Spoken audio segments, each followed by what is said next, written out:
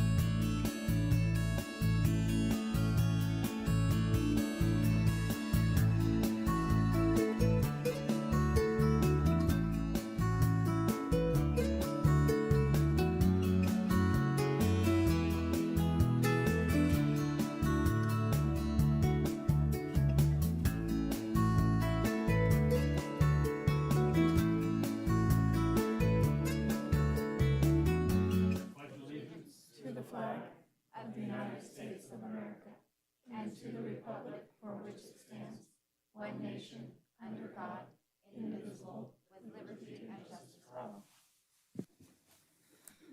Thank you. And before we go ahead and move on to the superintendent's report, I'm going just share the sad. This falls on me to share the sad news that we lost one of our own, March 17th. Ruth Lee Calario, recently retired principal at Mark Twain, passed away.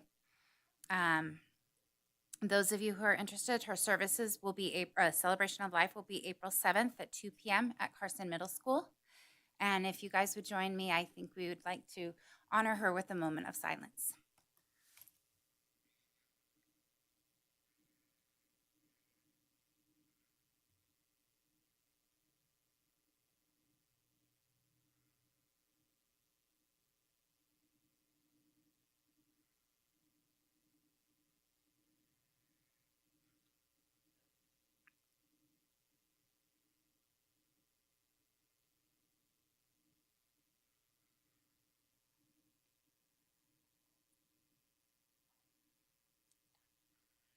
Thank you.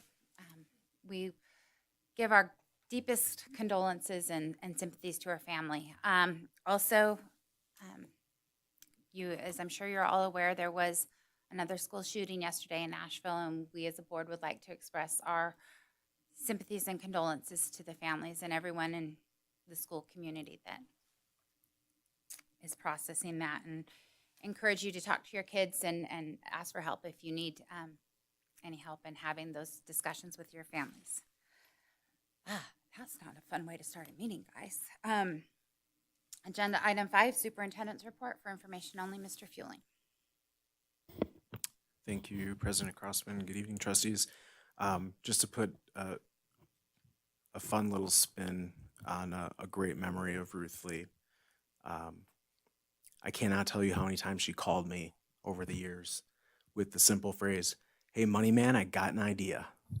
Over and over and over again, always looking to do great things for Mark Twain. So over the last 2 weeks, we have had our music festivals, Choir Palooza and Bandorama, to great success, some great events. I joked Bandorama, I felt like I had to park over by Glen Eagles because the lot was so incredibly full. But it was an excellent event, even with the long walk through cold, windy weather. The legislature, as you know, is in full swing. I'll talk a little bit more about that in item 14, but that is definitely an item starting to take up a lot of time and some presentations over the past weeks. We do have spring break next week, so that is super exciting.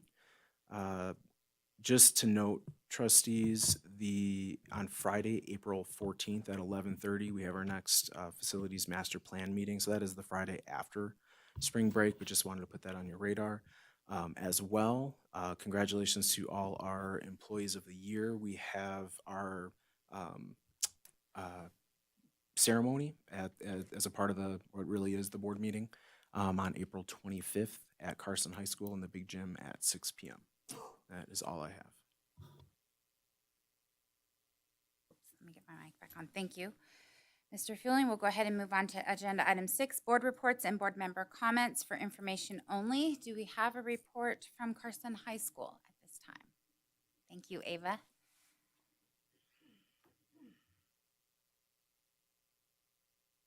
Okay, so last week was our big week. We had a lot of our choir and band concerts, festivals. I don't really know what they're called. So we're super excited and proud of all of them. They all did great.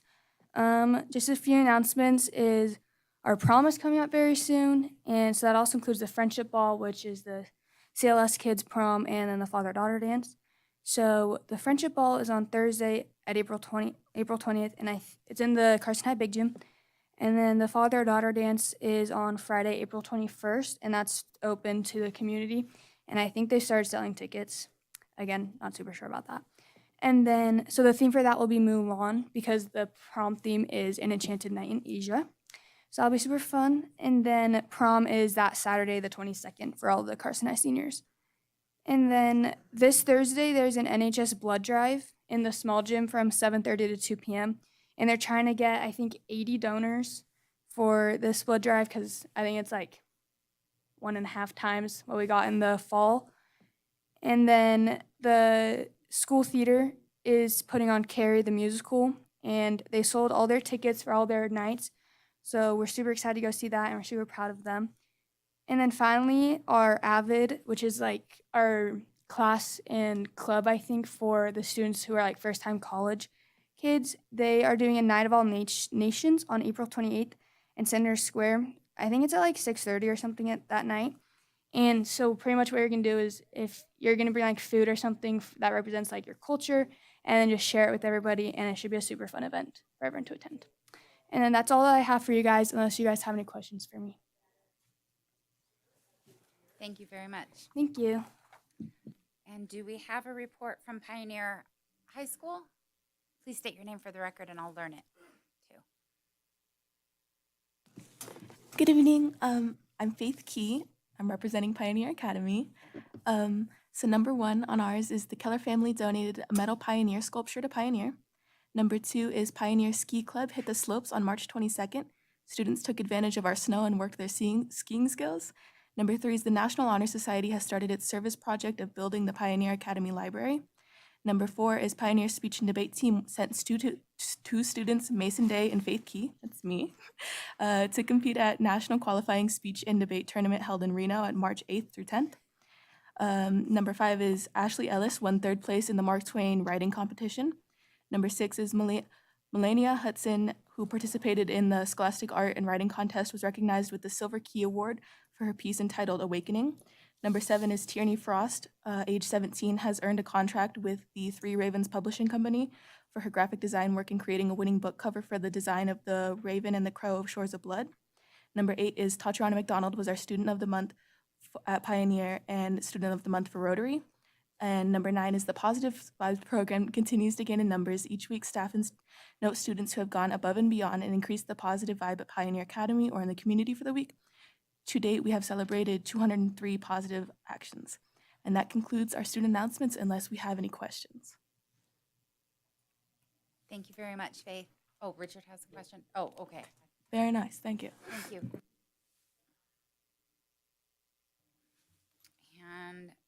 And Trustee Varner, do we have a report from the Nevada Association of School Boards? Or Trustee Walker? Yes, I do. Director Harris wanted to share that April 1st through the 3rd is the National School Board Annual Conference in Orlando, Florida. April 28th, there will be a joint meeting with the NASB Board and executive officers, which will be held in Fallon. And then the following day, April 29th, NASB, in partnership with POPAC, will be having a professional development workshop on digital threat assessments. And we had a meeting, the directors had a meeting on March 20th, and there was a motion made not to increase the dues for the memberships for this coming year, just a recommendation, I should say. Then on the 29th, tomorrow night, we have a dues committee meeting. That's my report for NASB. Thank you very much. And then I'll go ahead. Do you have, Trustee Varner, do you have a report for your schools? I do. For Boardrick Bray, Principal Raquetta, nice to see you. I wanted to let everybody know that they have spring conferences this week on Thursday and Friday. They're doing a different type of conference where the teachers are holding data meetings with all the parents in a group. And they want everybody to check with Parent Square posts that have been given out for the grade level times.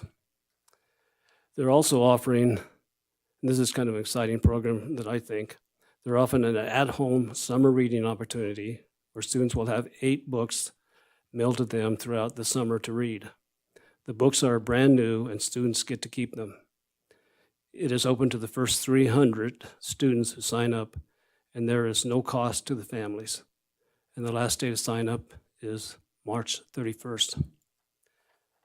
Moving on to Fritch Elementary, Principal Brown wanted parents to know that teachers are excited to meet with them this week for spring parent conferences. And that ends my report. Thank you very much. Trustee Walt. For Carson High School, that was the report. Mr. Chambers says that Ava Schofield does a phenomenal job, so she can handle that. So then on Friday, last Friday, I did go to Empire, and it was a great opportunity, and I thank you for your time. I enjoyed it. It opened up my eyes quite a bit, actually. So, but first and foremost, I did enjoy the way that the students embraced you, and so I commend you on the job that you're doing over at Empire. They had 19 fifth grade students that participated in the Bandorama from Empire. They have parent-teacher conferences going on this week as well. And then this afternoon, they collaborated with the Wild Horse Children's Theater to do some theater in their multipurpose room as well. So, but thank you, Mr. Tuttle, for your time. Thank you. Trustee Walker. No report this evening. Mr. Conley's going to present the great things his school's doing, so I look forward to that. Thank you. Trustee Clapham. Be commenting on Mark Twain tonight. Parent-teacher conferences are this week. And then map testing was just completed, and they're studying all the growth of the students. And then in 3 weeks, they'll start SBAC testing for grades 3 to 5. We did have a nice, successful bingo night on Friday night, which is one of my favorite events, actually. Outstanding turnout. And then Ms. Crookshanks did want to mention that the staff and students have been affected with Ms. Calario's passing, and they are working with the family to do something on site to honor her. So, and then as Mr. Walker said, Ms. Robinson will be presenting tonight, and I'm sure you would rather hear her talk than me, so look forward to that. That's true. I know. I agree. Thank you. Trustee Casiopo. Thank you. For Pioneer, Faith did a great job, so I don't have anything else to report on Pioneer High School. I did just want a couple of things, just with spring break coming up, I wanted to wish everybody a enjoyable, restful week, if you will. Everybody's been working hard, and we're kind of rounding third base here, and all of you in the audience, and the students and the families and everybody deserves a little bit of time off, so I hope you get to enjoy it. And then just real quick, the superintendents had the opportunity, they were invited to speak at the legislative session to the committee that finances education.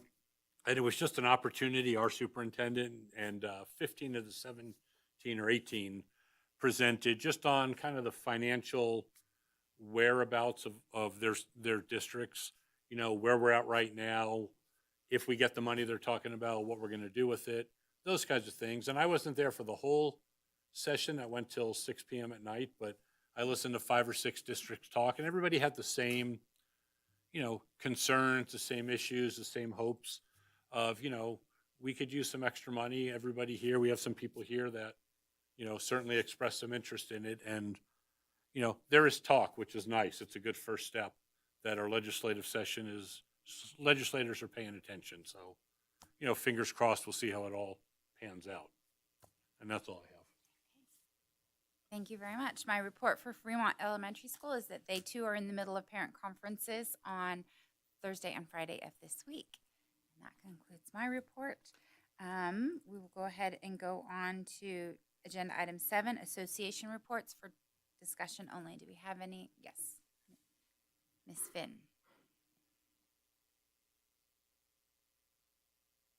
What?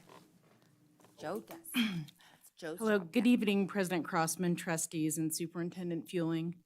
I'd like to start out by thanking Superintendent Fueling, President Crossman, trustees Ramirez and Walker for attending the Red Flags for Education rally with us out in the wind and snow on March 4th. It meant a lot to those of us to have your support, so thank you.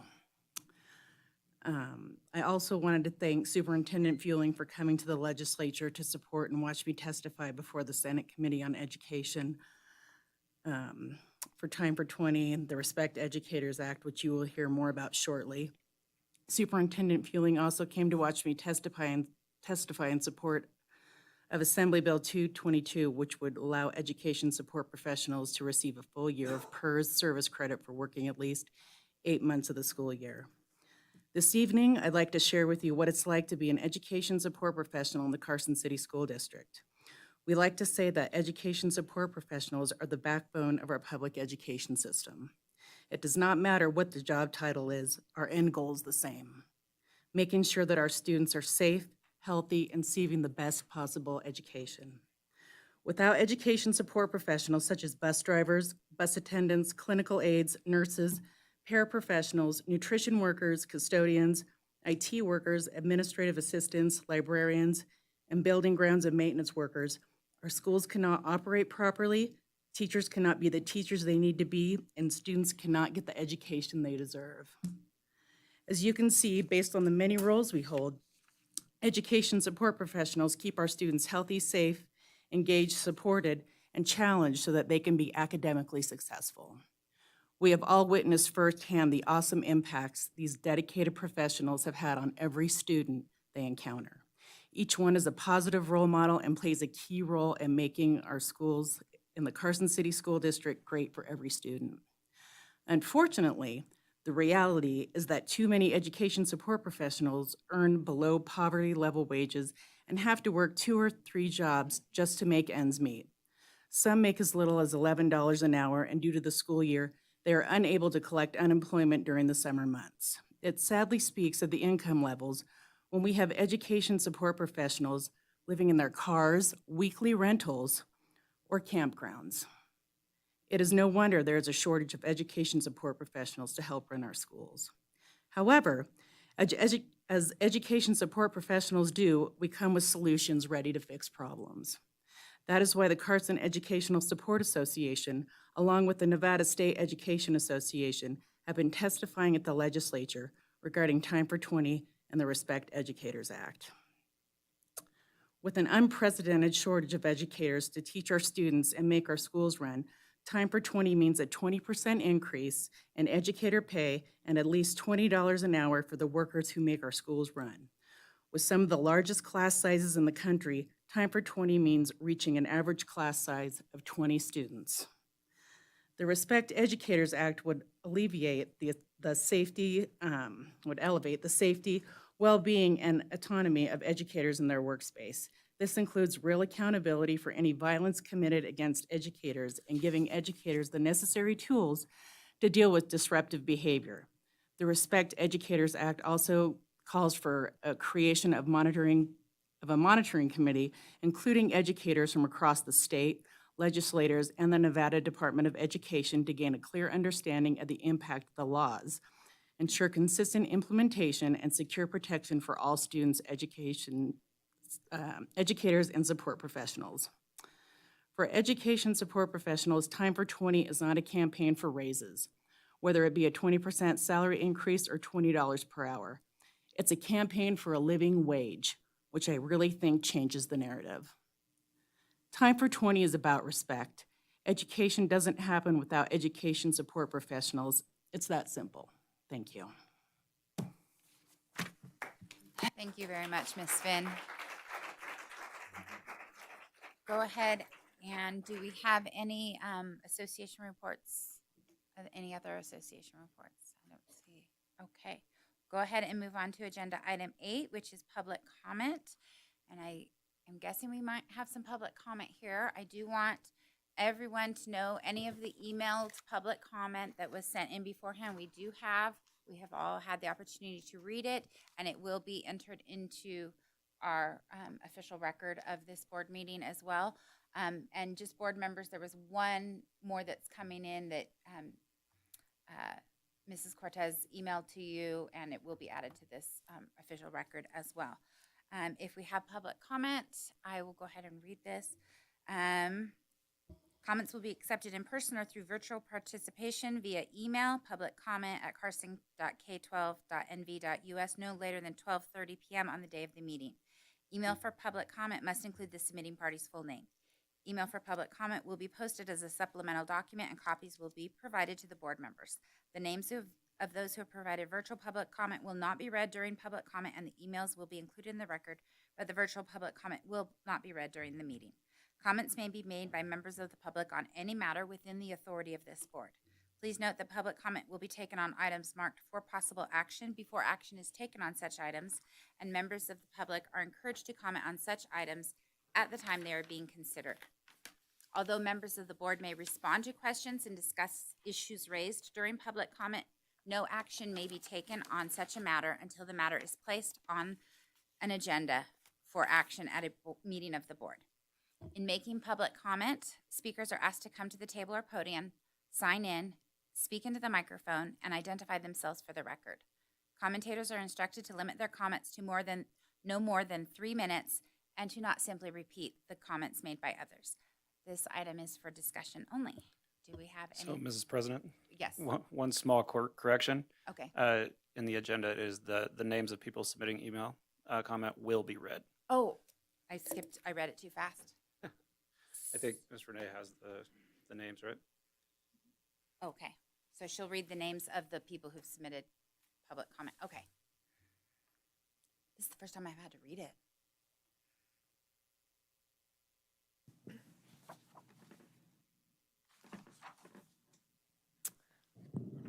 Thank you, President Crossman. So public comment was received from, electronically, from Julie Taylor, Kayla Easton, Sylvia Bennett,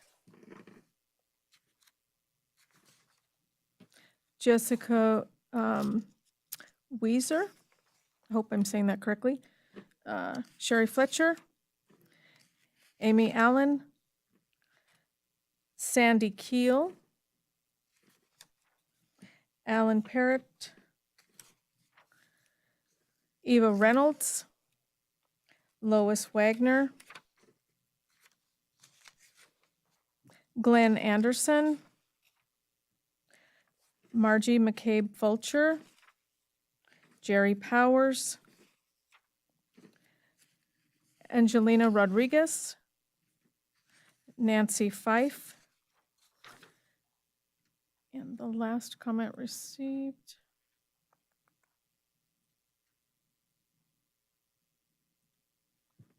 was from Larry Stock. Thank you. That concludes the email portion of public comment. Is there any in-person public comment? Anyone willing to make? Okay. Just push the button on one of the microphones to turn it on green.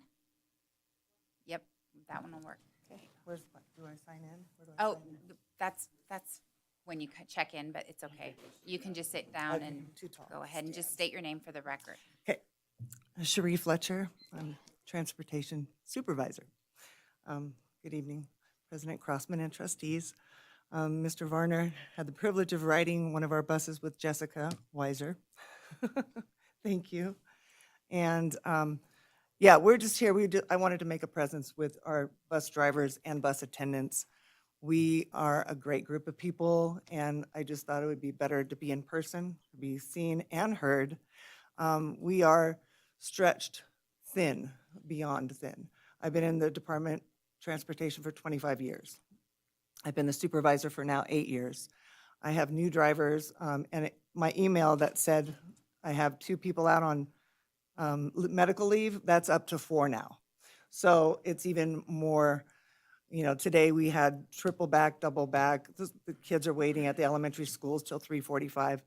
And we make pennies. We're not compensated fairly. So what I'm asking is we need to be comparable to our outer, our surrounding counties, to be making at least, like Carrie said, Ms. Finn said, $20 an hour or 20% increase, which isn't much. But we need to have that. We can go anywhere else, but we want to stay in Carson City. This is our community. We love it here. We want to retire here, but I'm losing more drivers than I'm getting. I get 2 a year and I lose 7. So I would really appreciate in consideration of making our wages more with everybody, the classified employees, not just bus drivers and bus attendants, but, across the board, it'd be fair. So that's all I have for now. Yes. Thank you very much. Oh, go ahead. If I can make a comment, would it be all right? Yeah. I did have the opportunity to ride on a bus yesterday with Jessica Weiser, and it was an interesting experience.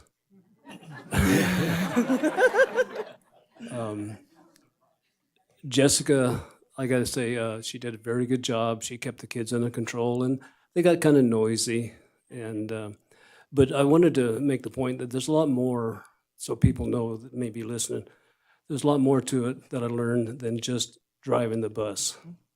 You have the pre-inspection, the post-inspection, and then you have the safety of the kids. You have to keep them under control. You have to keep them safe. You have to then watch everything you're driving and make sure that you make your route safely. So there's a lot involved, more than I think maybe some people realize, And I just wanted to make that point, and I wanted to thank you for letting me ride. Yeah. And Jessica, thank you.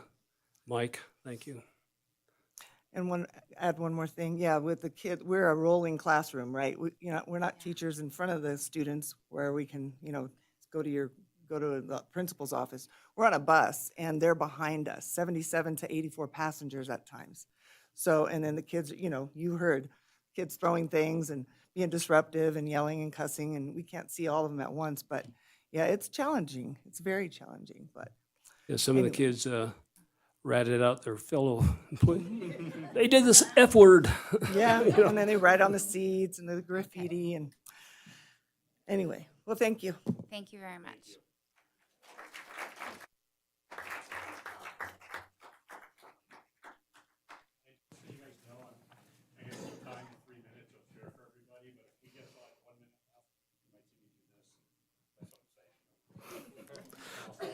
Thank you. Brian Lee, for the record. I'm the Executive Director of the Nevada State Education Association. I'm the Chief Lobbyist in the legislature, so I get to spend 120 days every other year here in lovely Carson City. I'm splitting my time in Reno and Nevada, in Las Vegas. So I've had the pleasure of testifying now in front of 16 of the 17 county school boards. You're the number 16. And I can tell you that the transportation issues that you are facing here, and I read all of the letters from my members here in the audience, are not unusual, but do have solutions. If you take a look at what other counties have done to try to solve this problem, and other school districts have done to solve this problem, you will look. I would recommend that you take a look at Elko County, which has a starting wage of $23.50. I get that they have some unique challenges out in Elko County, but they have lesser vacancies as a result of a great increase that they did to driver and attendant pay. I would counsel against one-time bonuses, because what we have seen with one-time bonuses, people come into your counties, they get trained, and then they leave because they have difficulty competing with RTC and the other places that do pay higher wages. Many of the members behind me do the jobs because they love working with the children, they love working in their communities, but they can't pay the rent with love and best wishes. With the large rate of inflation that has hit Carson, as well as other places in housing and a variety of other things, they have difficulty making ends meet to a larger extent than before. I have members who live in homeless shelters. I have members who live in their cars. I have members who live in campsites. I have members who live in a variety of different places who could get jobs elsewhere for more pay. But they love working with the children. But that is not a choice that members should have to make. And I did attend this lovely Saturday. I was, in fact, the last one to present in the legislature. I will give my thanks to the superintendent for presenting and being the first in the legislature to present on those issues. But there is going to be sufficient funding coming down from the legislature. I'm in every legislator's office every day. There will be sufficient funding. It should be routed to those who currently earn the least in this county, which is our ESPs, specifically our bus drivers and our attendants, as well as our paraprofessionals. Thank you. Thank you very much. Is there any other public comment at this time? Seeing none, I'm going to go ahead and close public comment. We will move on to agenda item 9, which is the recognition of our nationally board certified teachers, Laura Ricks, Sarah Quisenberry, Shalina Boutier, and recertification of Jennifer Chandler, Pamela Schenk, and Joanna Kaiser. Rachel Croft, and this item is for discussion only. Rachel Croft and Christina Bourne will be presenting. Hello, Rachel Croft. So nice to see you tonight. And Christine and I just want to thank those of you who've heard our presentation before for your patience. We have quite a few new board members and a new superintendent since we've last done this, and a lot of new administrators.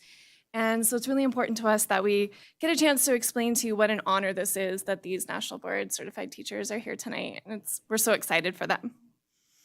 So our first slide, do we have slides tonight or?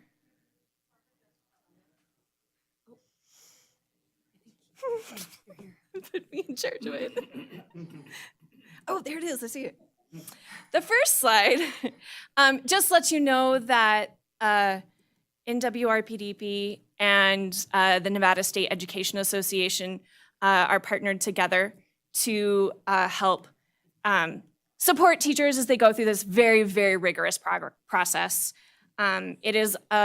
It can be a 1, 2, 3 year long process. And so we have some supports in place to really just help teachers to be able to do the reflection and the logistical pieces of it that Christina actually is going to talk about. So let Christina go. Okay, so the National Boards process consists of 4 different components for their portfolio. Component 1 is the content knowledge portion of it. This is a computer-based assessment demonstrating the knowledge of their pedagogical practices and teaching in their entire content area. Component 2 is all about differentiated instruction, and this entry focuses on student learning and the teacher's ability to differentiate as evidenced by student work samples.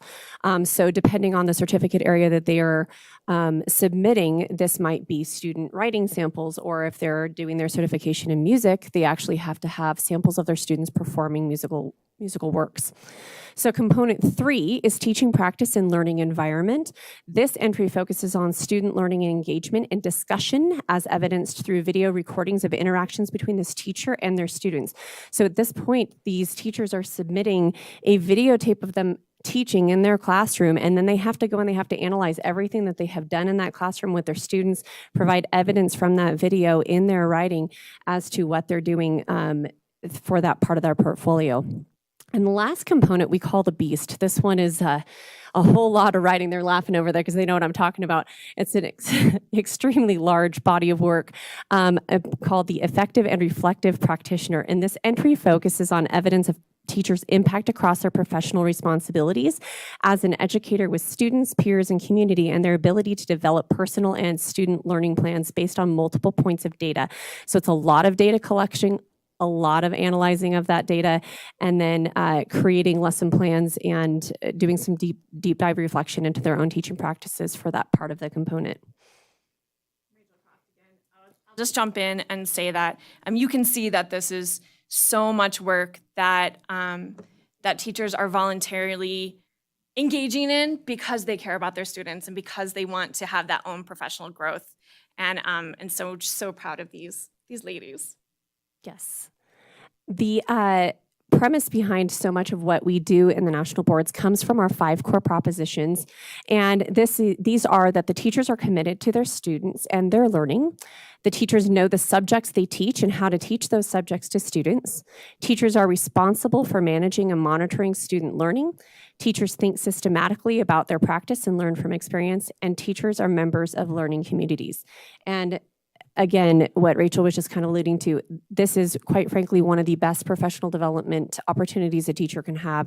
It is very, very personal and unique to what they do in their classroom with their students, and helps them to move their practice in a more rigorous way. So we're going to bring up each of the 3 newly National Board Certified Teachers. They just want to say something really quickly to you about the process and what it meant to them. So we have Shalina Boudier, Sarah Quisenberry, and Laura Ricks. And I'll just tell you too, we have a new thing this year that I'm going to be penning each one of them. I'm gonna actually let you come on. So just as a reminder, it's something that you can wear and remember that you did this for students and what a great growth year it was for you. Yes? Sure. Sure. All right, so there you go. 3 years, not 1 year, 3 years. Or multiple years, right. Sarah, why don't you sit down and go first? Okay. Okay. Sarah Quisenberry. Throughout the National Board certification process, I was constantly reflecting on my students and their backgrounds, their learning, my teaching, my learning, the state standards, and the National Board standards.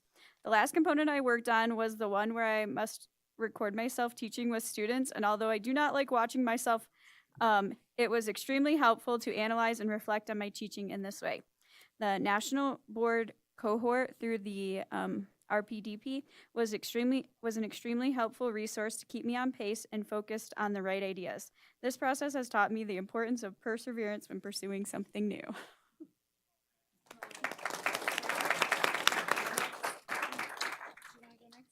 I'll go next. Okay, so my name is Shalina Boudier.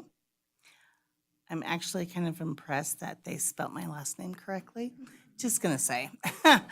I've worked on this for 3 years.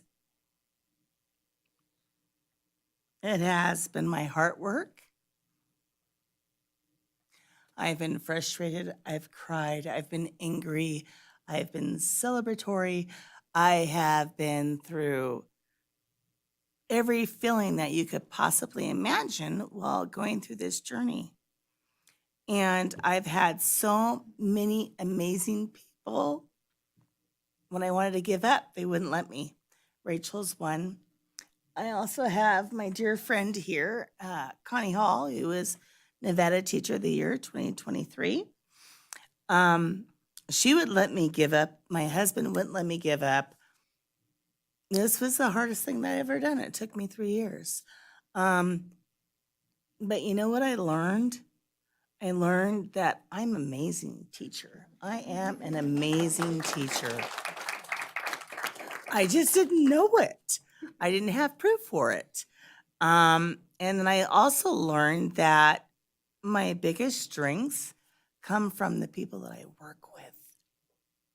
If I did not work with all these beautiful people in the school system that have supported me and mentored me and encouraged me to grow, including my principal and my vice principal and my former principals, Laura Austin and the late Ruth Lee Calario, and now Cheryl Riquetta and Shelby Tuttle, I would not be the teacher that I am now. It wouldn't have happened. I've been in this district for almost 13 years. And I've seen a lot of stuff happen. And I'm just so very, very grateful for the support, the challenges that I have been given to make me a better teacher. Because that's what this was about, is becoming the best teacher I could be. Thank you so much, all of you, for supporting me through this time period.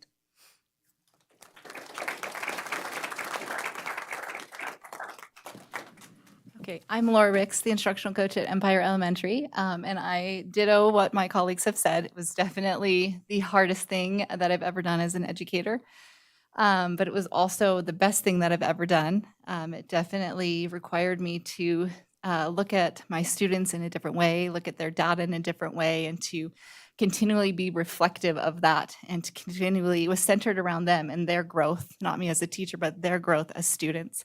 And I think the key piece for National Board was the collective efficacy that it required.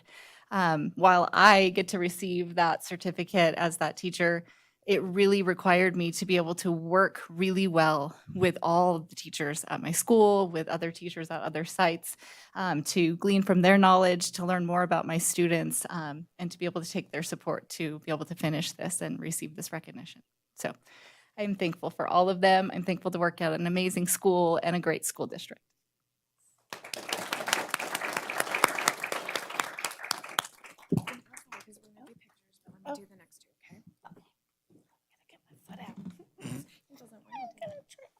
I would just ask that you not leave yet, because I know that Mr. Davis is going to want to take a picture of all of our new board certificates. So then, yes, this is Rachel Croft again. And so now we also have that part of this process is that it's not a one and done.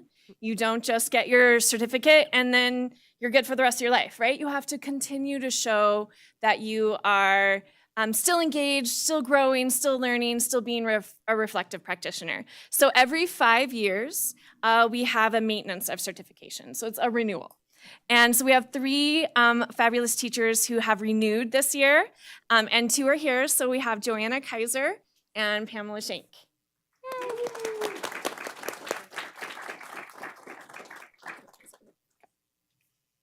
All right. Anyone want to say anything, I think? Yeah, you want to come say real quick? Renewal? It's funny because I told, am I always forget, Green. When I was thinking about what National Board meant to me as an educator was exactly what Laura Rick said. It was that collective teacher efficacy. Because when I came to Carson City School District 11 years ago, I taught in Douglas for 12 years, took time off with my girls. And when I came here and was hired by Ruth Lee and Laura Austin, and Cheryl Ricketta was my mentor at Mark Twain. And then Valerie Dockery and Susan Squires hired me at Bordewick, and the leadership that I was able to come alongside these amazing leaders and what they, and what they taught me. And then my grade level team, the fellow GATE teachers, now the wonderful Cheryl Macy, who had I always heard about but had never got to work with. I became the teacher I am because of collective teacher efficacy and the people who work alongside me and the GATE teachers and all the teachers I could work with, and the parents, the students, everything. So yeah, National Board's my favorite of my master's, everything. It's my favorite learning opportunity, and it has really, I would recommend it to everybody. It's amazing.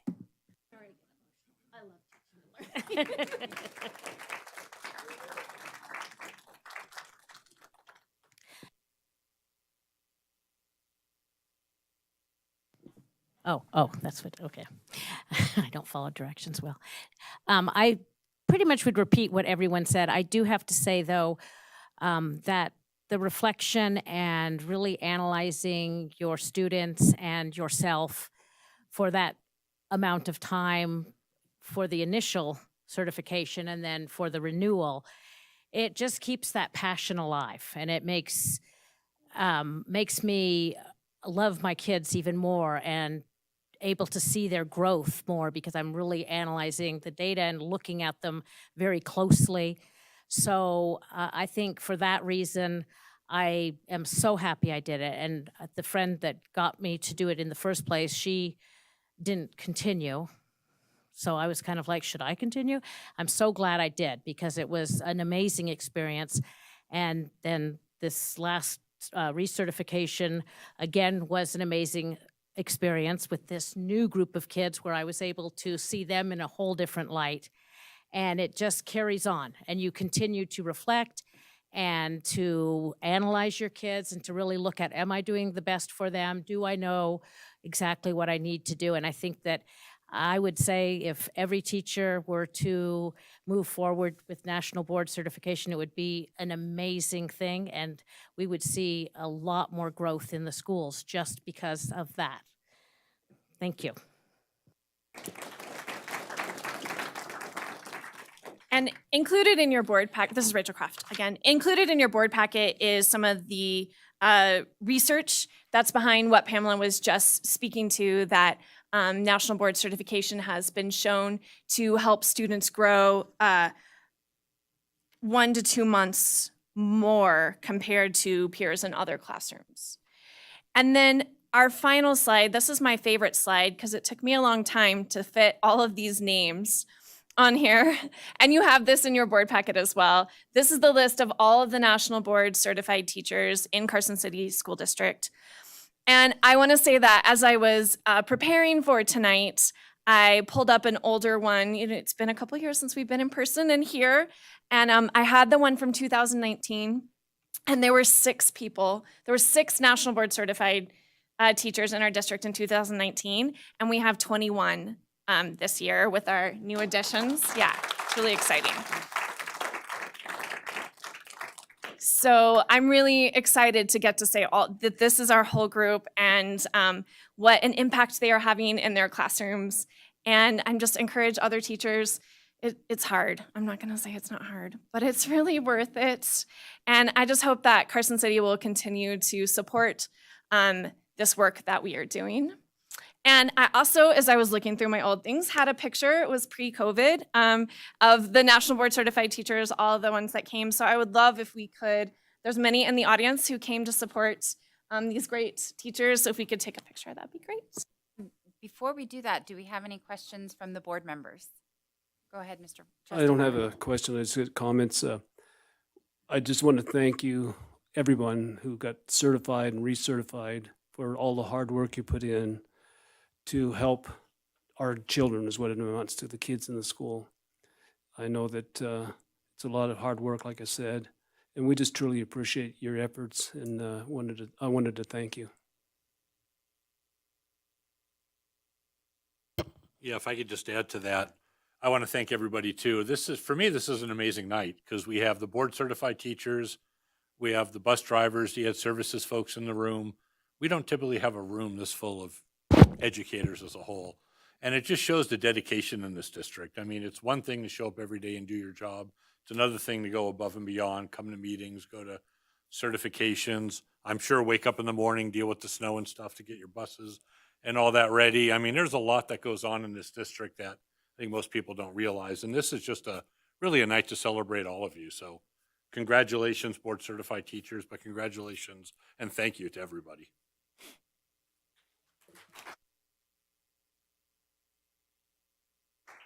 Thank you very much. And if you guys would please gather at the front, Mr. Davis will take a picture.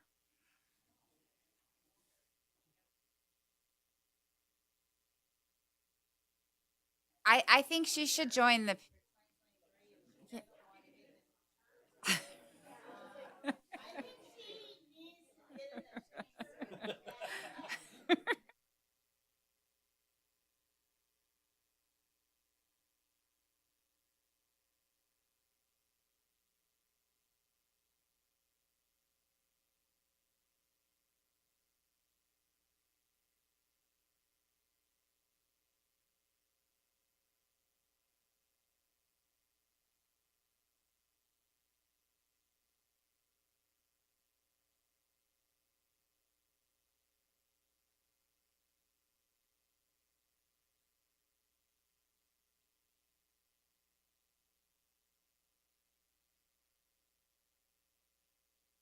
My daughter would have said 5, 6, 7, 8.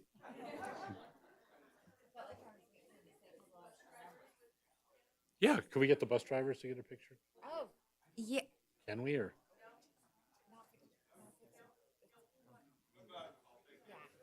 Okay.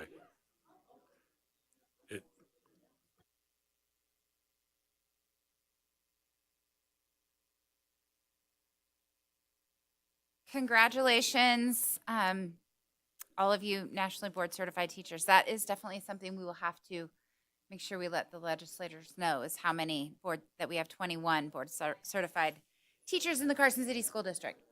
Thank you. Should we take a brief recess? Okay, we're gonna call a recess for 5 minutes.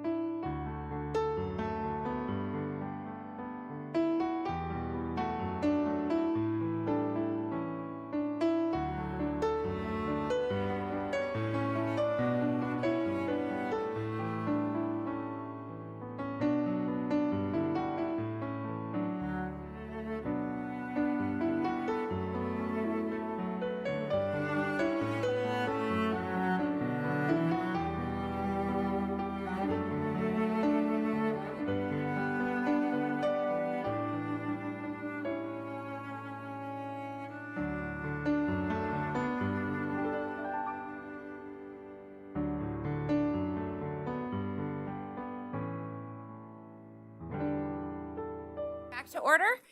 We are moving on to agenda item 10, and I would just, we'll begin with agenda item 10, annual report from Carson Middle School and Eagle Valley Middle Schools on programs, supports for students, and celebrations. For discussion only, we have Dr. Lee Conley and Amy Robinson here to present. Thank you, everybody. Good to see, I don't want to say old faces, previous faces and new faces. And getting older, well, I'm with you. I'm with you on that. And Mr. Fueling and Mr. Russell, I don't want to leave you out. It's good to see you too. And hi, Renee. Yeah, you got a shout out there, Ryan. Hi, Renee. I see a little hand. Hey, we do want to take a quick little opportunity to maybe, since they didn't get reports because we didn't give them to them, to maybe share a couple things that we're doing as well before we get into our official, if you don't mind. We had our 8th grade staff versus girls volleyball team game today. We do it after every season. Us old people got whooped. I'm just going to say it. It was tough. I'm sore. It's my one time a year I play volleyball along with all my staff. But the girls did a great job. It was fun anyway. We almost beat them one game. We're going to say we won the 3rd game because it was 7-5 by the time the bell rang, but we're going to take that as a win. That was fun. Friday, we're going to have a recognition rally, and this is our quarterly academic recognition that we're doing with the kids. We're trying to make that a more regular thing. So we're going to look at perfect attendance and grades and that sort of thing on Friday. We also make fools of ourselves as a staff, and we have little staff contests and races and relays and things. The kids are going to dress some of our staff members up as bunny rabbits. We're going to have a race to see who could do that the quickest. And then we've got a good opportunity. We are hosting the Envirolution e-Power Bike Workshop over spring break. And I'm just going to shout out to Envirolution. They have been a fantastic partner for our STEM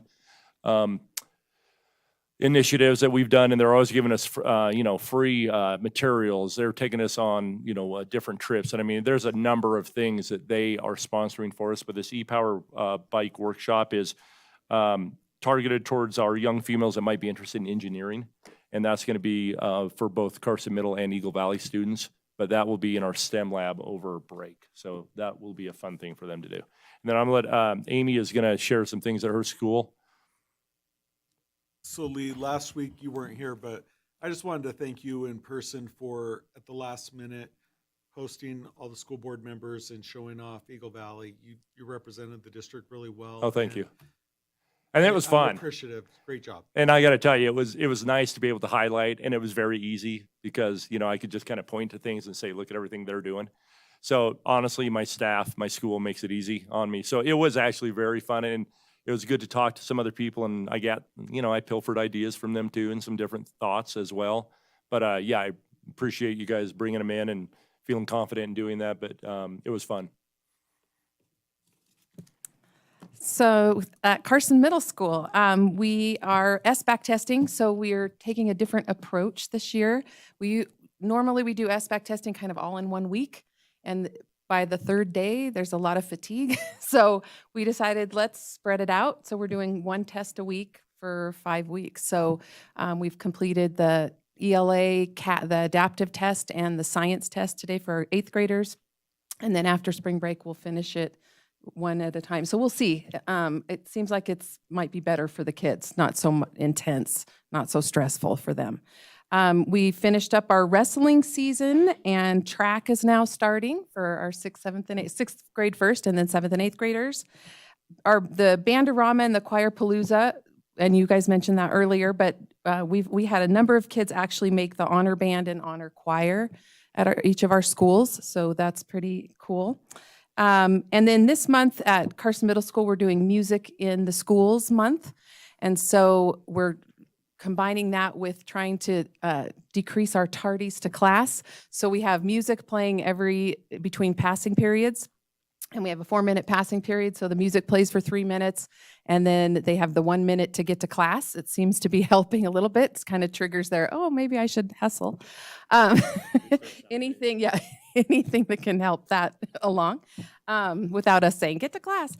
But so far it's been teacher selection. So every day in announcements, we say, music today is brought to you by so-and-so, and then we'll move into the kids selecting some of the music. So it's been kind of a fun, successful, kind of uplifting. And then with music in our schools month, we've also had the jazz band playing in the cafeteria once a week. So that's been really fun too. And it's nice. The kids listen and it's actually very nice. And one other thing, the Carson City Elks Lodge has recognized some of our staff members at Carson Middle for the Veterans Day stakeout, and Ananda Campbell at the high school because she started all of that in the early 2000s. But so that was neat to be honored for our staff members. Okay, you ready? Okay, first of all, I want to say I wish we would have gone before the National Certified People, but we'll take our spot. You're going to see through this presentation that we have a lot of similar things that we're doing, and we're going to go over some of those similarities that we have.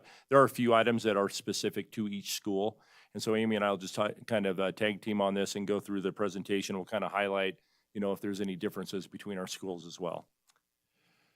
So we wanted to talk, one of the really big things we're getting into this year, with the district also is the MTSS, the multi-tiered systems of support system. And it's a big thing that is hard to explain in 2 or 3 minutes, but some highlights of it is we are really trying to focus on attendance and rewarding good attendance for these kids. It's been a struggle, especially the last couple of years, to get kids back in school. And so we're trying to give them different prizes and just, fun things to do at school and trying to make learning a little bit more fun. We're also practicing interventions and bringing more interventions to our schools for lack of attendance. In other words, getting them in groups, trying to do more home phone calls, trying to send maybe, either counselors, social workers over to, meet with parents as well if we can get them in.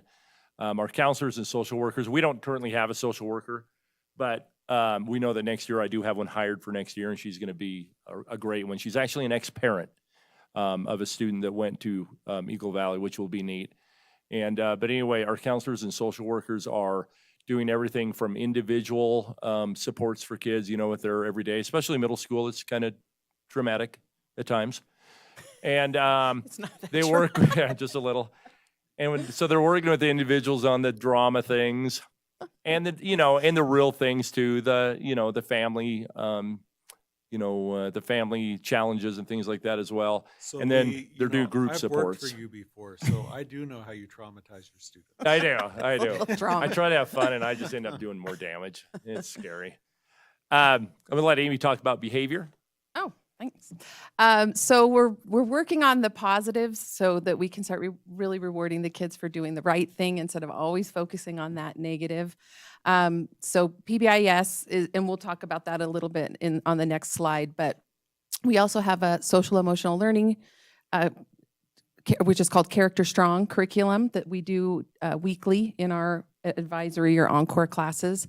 And we have tiered interventions. So we work a lot with restorative action, so which in part with state law, but also it's good to use restorative action with kids and make things right when we wrong somebody or do something wrong. So and we also partner with juvenile probation a lot. They've been a great partner to us. So when we start to see those behaviors increase, they've helped us a lot in providing supports, providing different classes, and our SROs, our partnership with the Sheriff's Department and our school resource officers, it's a huge support. So anytime we see an issue happening, we just call on them and they're right there. So they're there and they also help with the attendance because they'll do home visits with our social workers. So it's safe for our social worker to go and visit the home and also positive. So it's not threatening to have, it's a nice partnership.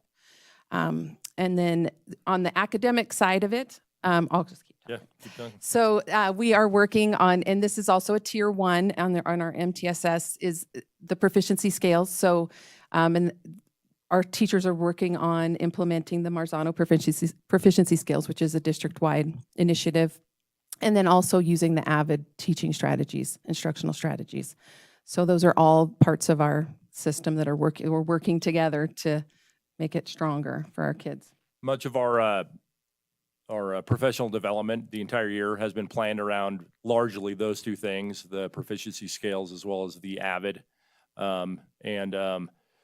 So there's so many components to each of those, but that's what we've been spending a lot of time on for the academic part. to increase that engagement which will also help with behavior. So Well, we hope. that's the goal. That's what the research says, right? Yes. We are part of MTSS's PBIS, which is a positive behavioral intervention and support. And in a nutshell, it's recognizing the kids for doing the right things. It's recognizing the kids for, just making the good decisions and not going down the road of making the bad decisions. And so we are actually at Eagle Valley. We just had our first 2 weeks of this. We just implemented it. We're field testing it this year. And it's basically the kids are earning points. And what's cool is the entire staff, from the custodians to the cooks to all the teachers, the administration, they can reward kids for doing the right thing. I'm just going to give you a great example. The other day I'm in the lunchroom and I see a kid, an orange is dropped on seems to be a big issue this year. Oranges on the ground during lunch. They're like a ball. And I literally I waited, and my custodian, who's fantastic, was wanting to go over and get it out. I'm like, no, Robert, don't take that. And then a teacher like, no, leave it. I'm doing something here. It's an experiment. And I waited, and I counted 42 kids passed over it. Finally, one kid picked it up. And of course whoa, hey, way to go. Good job. Come on over here. Gave him a point. Stuff like that. And kids are starting to do more of just that kind of stuff, opening the door for a visitor that had her hands full coming in the front door. So we're trying to recognize those types of things. And again, we just had our first opportunity for kids to purchase from the store. And it's anything from, I'm going to get myself in trouble probably with the wellness, policy, but for candy bars. The kids got to buy candy bars, but they can buy things also like a lot of them are trying to save money up to have lunch with a staff member. They're trying to save up to shadow me or another administrator for the day. Now, those are big points. But just those types of things that the kids can decide if they want to buy those little things for 20 points or 40 points, or save up for the big ones, which are 300, 400, 500 points. And so it's very interesting and fun to see the kids talk about, hey, what are you going for? Hey, I got a point for this. So we can already kind of see and sense that positivity starting to happen and focusing more on that. So I think this PBIS approach is going to be a very positive one. You want to talk about your CMS Gold? Yeah, so we do, and we're looking at implementing that in the fall, so with our students and staff. And so some of the other things that we do as rewards, we have CMS Gold, so that's quarterly, and teachers get to nominate a student. And what's cool about this is that they get to nominate any student for any reason. And then the certificate has a place for the teacher to write why they nominated them. And so that's a really fun day to be able to say, your teacher picked you out of 130 kids and this is why, and they're all different reasons. So that's a really fun one. We do that quarterly. And our stellar students is the same approach. Yeah, and we're using our citizenship grade. So on our report card, we have citizenship grade and then their academic grade. And our citizenship grade had kind of lost its luster and its meaning. So we're really trying to focus on that. So kids can earn rewards through that. So, and they earn their citizenship grade by, it's all the things they're supposed to do in the classroom besides the learning part. So are they in class on time? Are they prepared? Are they turning in their homework on a regular basis? All of those things. Is their behavior good? So, and they get a weekly citizenship grade, kind of like the Peachy in elementary school. And so we're putting more emphasis on that, and they can earn, there's activity days. We have fun Fridays in their encore classes that they can earn with those. And we have our activity days where there's a dance or activity rooms that they earn entrance into those. And then you guys do monthly attendance recognition.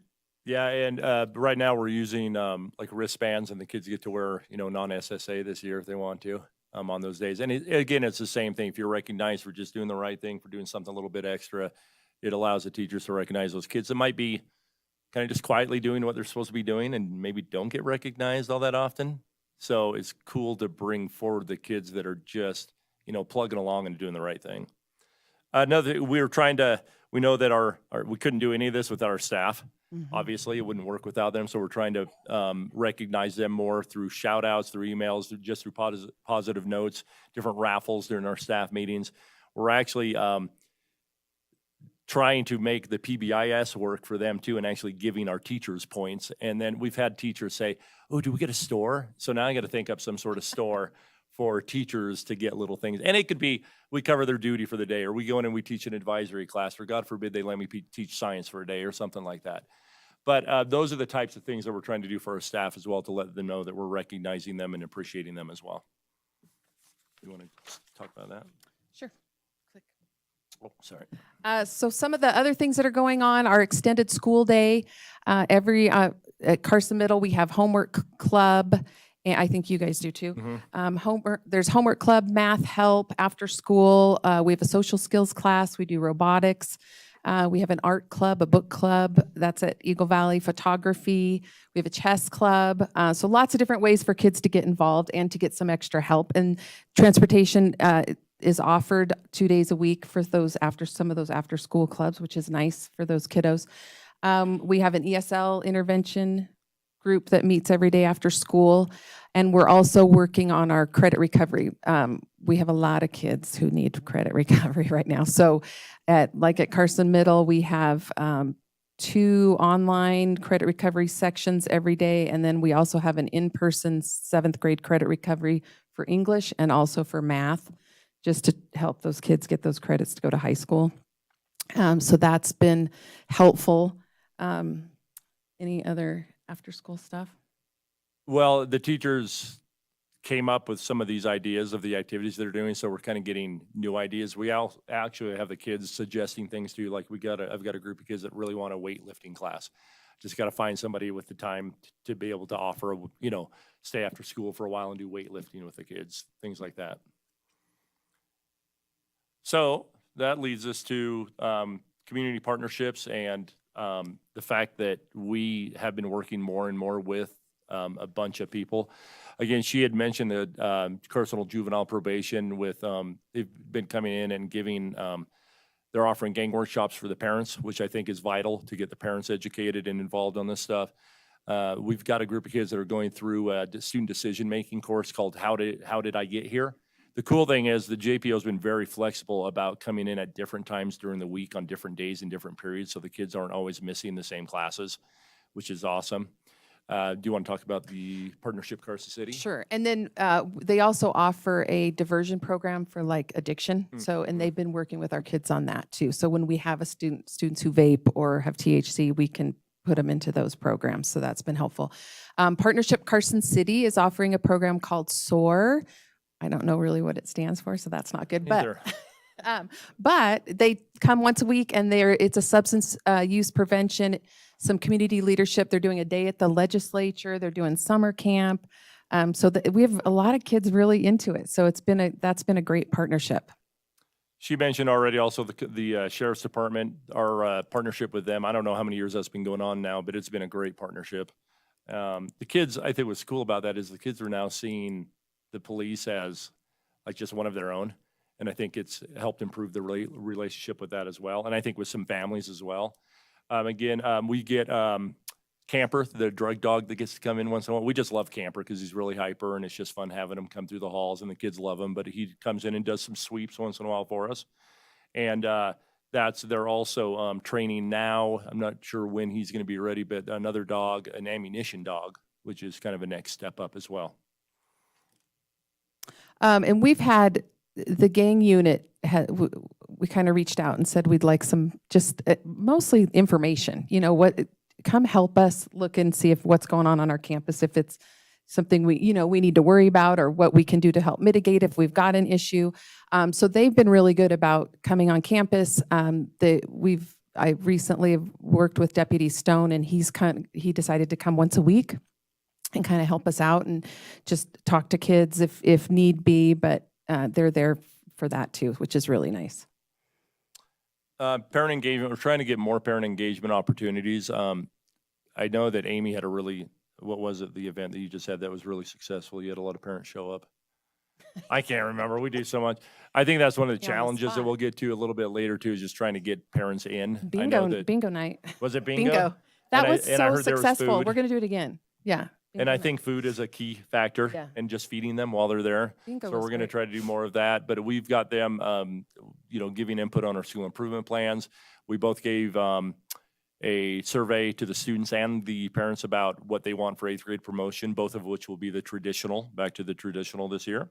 And so details and information is going out to parents on that. And then just, we've mentioned this, but the education and informing students about anything from academic to behavioral types of strategies with their kids. I know that all of our counselors are also trying to offer different, points of interest for parents and different things that the parents might be interested in. Anything from, hey, is your kid vaping, to do you know how to run Power School or Infinite Campus, to just are you checking your kids' grades and things like that. And then I mentioned just the awesome partnership with Envirolution as well. All right, so that brings us to some challenges. We've kind of mentioned a few of them, but I will tell you, I think I was looking at this earlier today, just reviewing this, and while we have some unfilled positions, I'm gonna kudos Mr. Sadler specifically, I think, and working with Mr. Fueling. We have had better luck. We opened up the transfer period earlier between schools, so we've been able to fill positions and open those opportunities in case teachers want to transfer between sites or into a different position. We got going on that very early, and then that allowed us to get a better understanding of what positions we truly needed filled. I'll tell you what, I have stolen a number of good teachers from Washoe County, or from Washoe, a couple from Douglas. I think I'm going to get one from Lyon. So just the fact that we're moving earlier on it, we are getting a better crop of possible teachers coming in. So I've got to thank the district office on that, because while we're still hurting, in math and science especially, it seems like, but even social studies down, those used to never come open. We are at least having a better opportunity to interview some viable candidates, whereas before we couldn't even get candidates.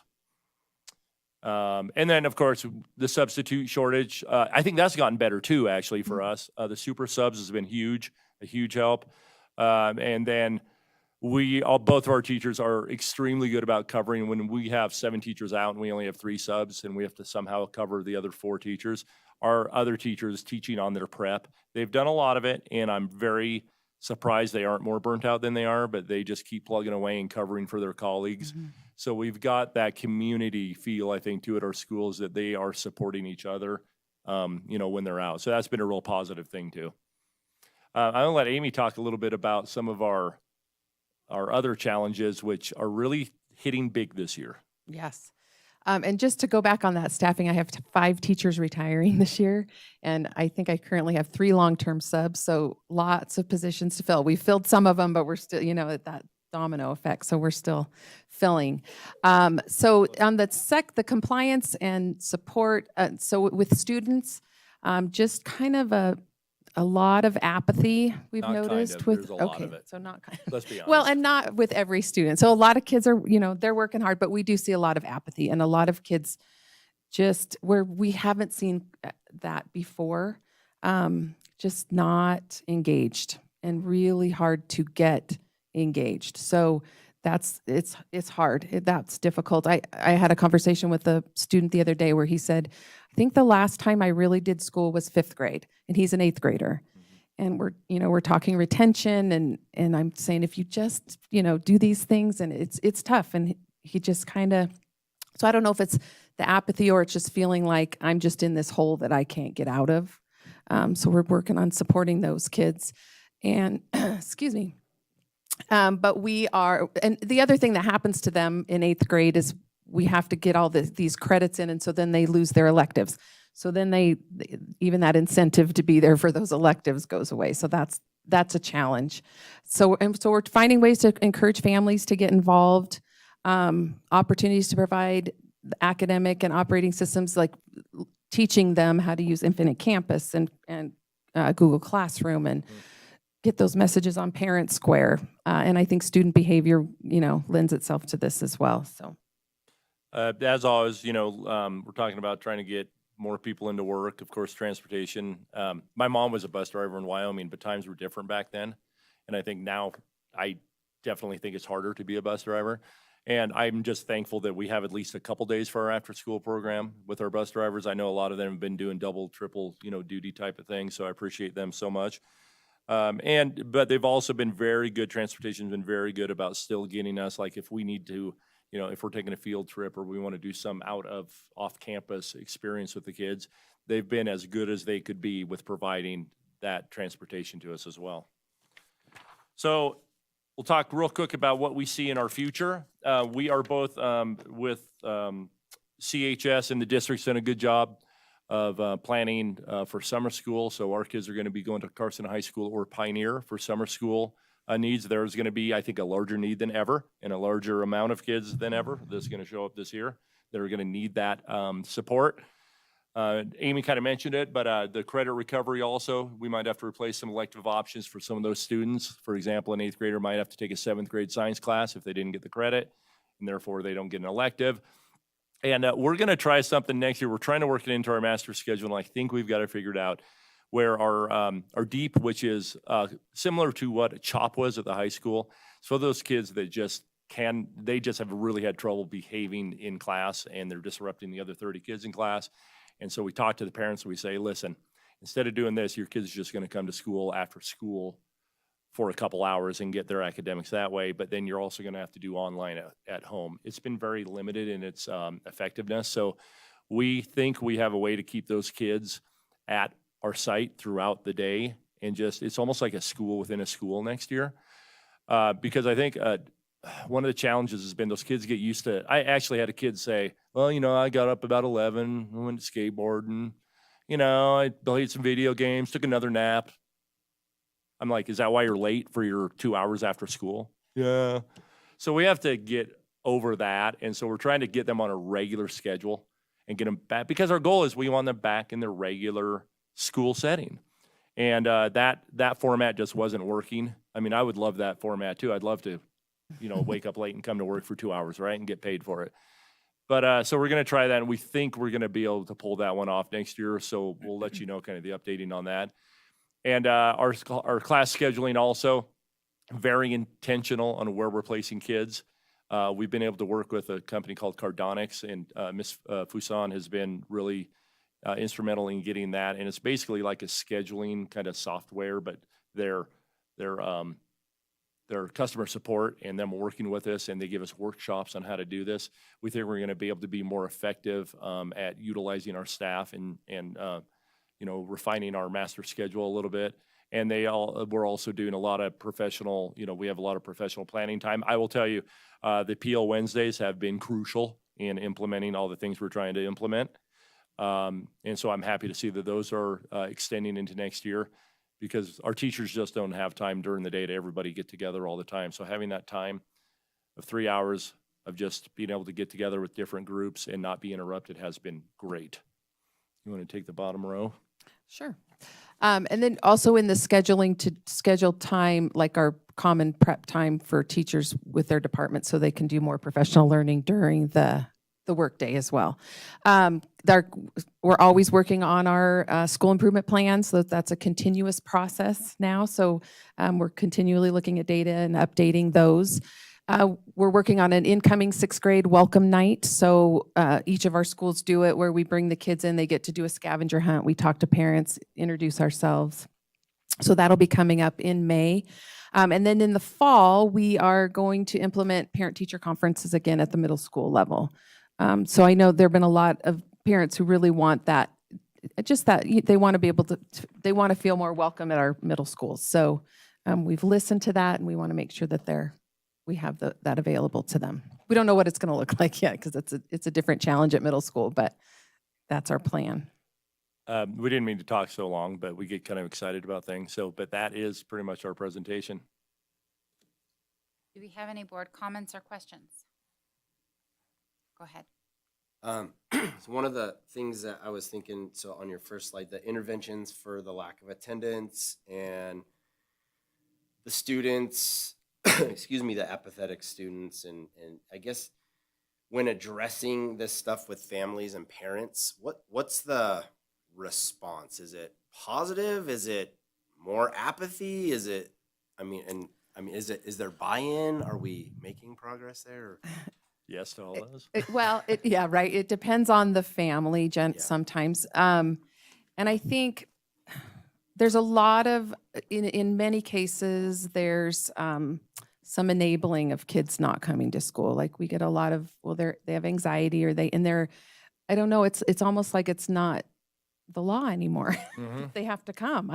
It's just different. It's not just the norm that your kid comes to school every day. And obviously this, we're talking about a small fraction of the 900 kids at Carson Middle School, but it's interesting because we've got kids that miss. I have one kid that's like missed 67% of it. It's amazing to me. Like, it's hard to even know what to do with that because we try all kinds of outreach and, send all kinds of things. And so it depends on the family. Some are at their wit's end. They don't know what to do. Like, I don't know how to get my kid to school. And then others, I don't know, they kind of enable it. So you kind of see the same. Yeah, I see the same. And I think some parents truly don't know how, and if we can get them in, that's what we're working on, trying to get them in to really show them how to support. I do think there's some of that where, in middle school, it's just kind of a natural thing where parents just kind of get a little more hands off. And, that's when they probably need them most, quite honestly. But that's why we're trying to do more of let's bribe them to come in with food or whatever it might be, and then try to add an academic, approach to that or a component of that evening of somehow. You saw the parent participation at Panorama. My goodness, standing room only.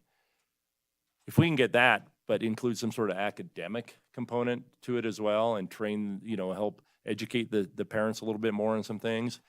I'll tell you, if I could, and I'm just going to get on my soapbox for a second here, if we get kids off of social media, I'm just going to say it's the devil, in my opinion. And it's just 90%, and I'm not kidding, 90% of our issues, At least. yes, that's minimal, that we deal with stem from some sort of social media aspect. And so we're trying to train kids on trying to get off social media. We try to tell them, and we show them statistics on how unhealthy it is. And the kids that are on it all the time are that much, more depressed, and they do have anxiety and things like that. And it's just, it's tough because, then you get the stupid TikTok challenges and things like that. And it's like, boy, we think we're making progress. And then something challenge like that comes out and it's like the brains kind of turn off. And, we've even had some parents that have kind of battled us on some of that thing. But again, I believe it's, 90% of the issues probably stem from 10% of the people across the board. But if we can get the other 90% a little bit more involved, I think that's the challenge. So from the 90% of the parents, do you see a pretty good buy-in and involvement? It's just typically. I think they're that like the kids who are 10%. just kind of doing what they think they need to be doing, and they're just plugging along a little bit. I'd like to see more of that 90% become more directly involved with the kid, to where when they start getting, beneath a sea, to say, what are you doing? And get on it. And that's where we see a little bit of that apathy coming in. And I don't know if it's apathy or just them not being aware of it. But if we get more parents on Parent Square to look at things, on an Infinite Campus to look at things in that communication, and we don't want to offend them by trying to over communicate and telling them too much, and bothering them too much. So it's kind of a tricky balance of we want to give them enough support and our opinions and our help and our assistance without burdening them even more with being a parent, which is already a tough job. I think a lot of our families are in need and they don't know where to turn to as well. And I think just right now it's, society is a tough thing right now, it's just a big problem. And I see our kids' issues mirroring society, quite honestly. I think it's a direct correlation. So, I think it's a bigger thing than just what schools can do. It's got to be a community effort somehow. For myself and looking forward to next year, and listening to the community and families, I see like they go from elementary school where they're 25 kids in a class and it's, one teacher and it's very, nurturing. And then all of a sudden they hit middle school and it's 6 classes and now you have grades and now everything's on Infinite Campus. And I feel like I can do a better job inviting parents in, inviting families in, and doing that education early on. It's really a goal I have next year to just really reach out and say, come and learn how to use Google Classroom. Come and learn what Infinite Campus is. Look at Parent Square is really important. And working with the staff, kind of a vision I have is that our advisory class would become kind of like a homeroom where they're almost like our case managers with the kids with IEPs work really closely, and they have a good relationship with those families. Kind of make it like your case manager group. You really work with those kids. So that's kind of my goal moving into next year, is that we really reach out and try to bring that up so that they feel more comfortable. Because sometimes I think they don't feel comfortable. They don't know how to get involved. So I want to help them get involved. Thank you. Thank you for your time and presentation. I commend both of you. And most importantly, I commend the teachers that you have in your, I mean, it stems, I do think, from the staff that you have built to make any of these initiatives, programs successful on that as well. And your work is cut out for you because, like you said, it is a society problem. I mean, it is, and the lack of parent involvement. And so a lot of what you spoke about, I think, is the points and everything else, I think it's geared towards the student that that may not necessarily have that support system at home. The one thing that I, would, because it is frustrating for the parents that are involved, sitting in the classrooms, with that, with those students and stuff. And I think that is frustrating. But, and is a goal that I have up here that is, part of our agenda as well is, obviously student achievement. Student achievement doesn't just come within the books that you have in front of you and what you're teaching students. But you mentioned that attendance is and it is against the law. What is the law doing to help you and support you? Nothing. And so where is us as a board or whatever else, how can we help you with that? Because 60 days, that's against the law. So, I mean, do we need to go and arrest the parent? I mean, what do we? Well, and it doesn't happen. I mean, we make a report to DCFS. We make home visits. I feel like we do as much as we possibly can on our end. And I'm not saying you're not, but right. at that point, and it's like. there is no teeth on the other end. Right. There just isn't. And So would a truancy officer, I mean, that you're getting a caseworker. Yep. And you talked about a caseworker possibly helping with the attendance. Mhm. But what about a truancy officer? Would that have any teeth on the other end? I guess I'm a believer in, you got to have the balance of and I'll just say the carrot and the stick, the positive and negative. And I think if the laws that we have were utilized maybe once in a while, and I'm just going to use our simple in-school law of retention. I'm going to retain more kids this year than I have in 18 years of being an administrator in the past. And that's because and that's a negative thing, but I see it as a positive because I got to get these kids ready for high school. You got to be the toughie in saying, we are serious about this and doing this. And we have the support from the district office. I know with that. But, at the same time, as frustrating it is, and when we have what we think is a great presentation and something that could be powerful for parents, and we get 8 parents to show up, that's where I'm kind of stuck. And I'll be honest, I don't know exactly what to do, but I'm going to start offering food and see if that helps. I'm going to start offering spaghetti or pizza or whatever and just feed them. And even if they're there, maybe by osmosis, even if they don't want to listen to us, they'll learn something or become more involved somehow. So again, Maybe you got to they do the could positives with that. But I think if we had the law part on it too, and I hate to say it, but sometimes people, to make an example of some people once in a while, to say we're serious, I think that is an important part that it hasn't been.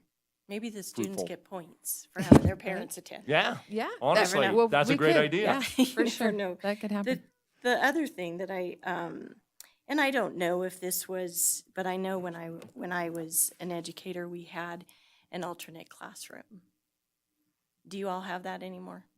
We have the Alternative Learning Center, which is when kids need a separate location, or like if they're in school suspended. Yes, we do.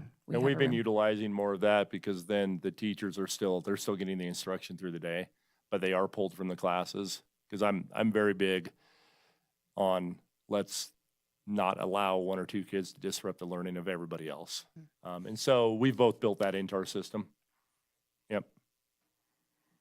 I'm going to take your idea for points for kids. I'm seriously going to. That's a great idea. We had a class that had the most parents. Where they got a prize. We used that one. I think that one of the things that you also have to remember for parents is the middle school, they're also fighting with their child a lot of times. who Yes. Doesn't want them to come to the middle school. Yes, And yes, so it's like a family fight sometimes. Right. So, right. I mean, it's like a perfect storm, but I guess that's my point. You know, I often say I learned so much about what I do now from my time at Carson Middle School and kind of, you know, tooling through those situations with Dan and Gavin and just figuring it out. And it's a perfect storm. It's a really hard job. And I think you guys are both doing a good job at it. So you have my support, and I Thank you. respect what you're doing. Thank you. It's Thank still you. fun. At the It end of is the day, fun. it's still fun. We always have a funny story to tell my wife, It is. you know? So it's still, that's why we're still doing it after so many years. I want to thank you too. Middle school is hard. Even when I was a kid, middle school was hard. I hated it's a middle weird school. time. I did. I didn't like it. I liked it, but there were parts of it I didn't like. I was even stranger than I am now. Yeah, well. Yeah. I know.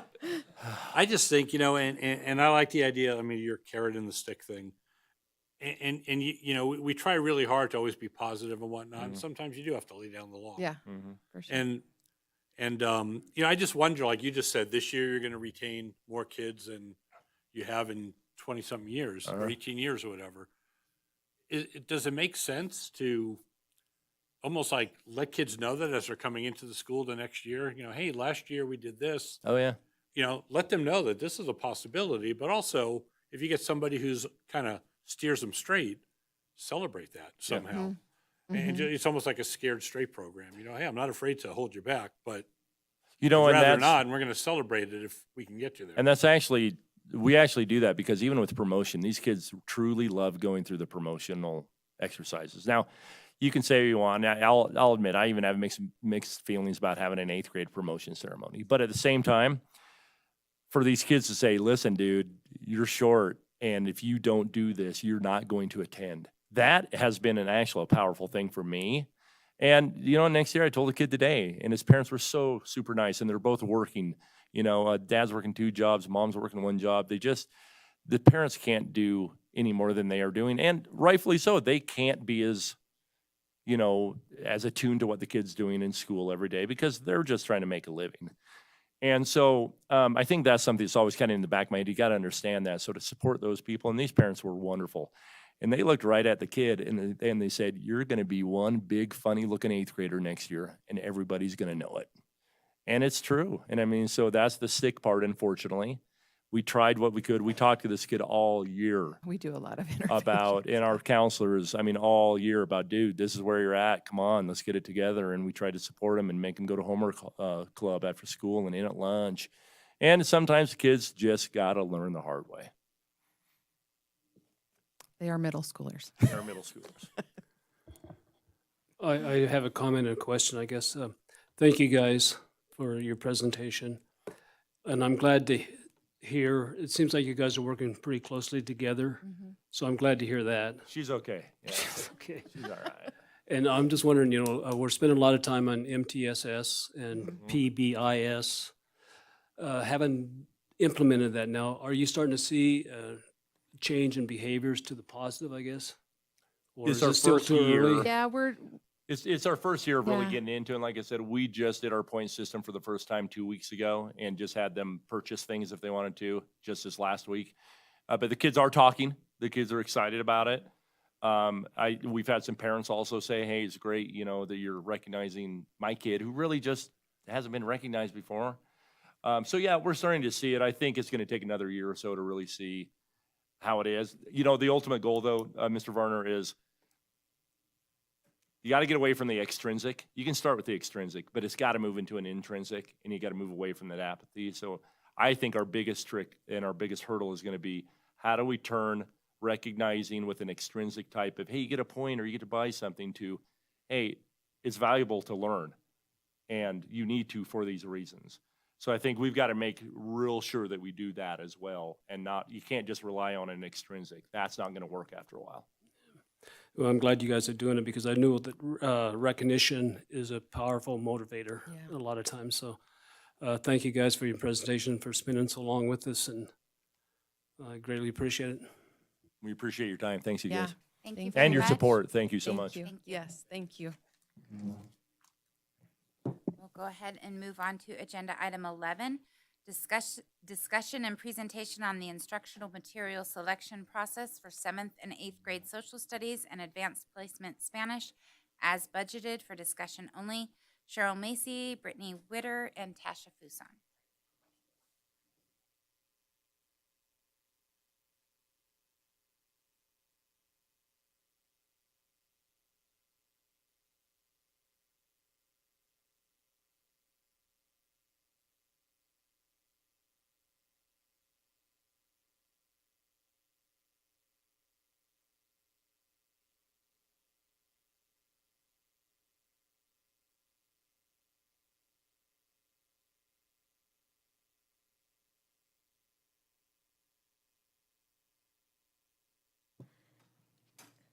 Good evening. Hi, my name is Brittany Witter. I am the Curriculum and Assessment Coordinator for Humanities, which is Social Studies, Health, and World Languages.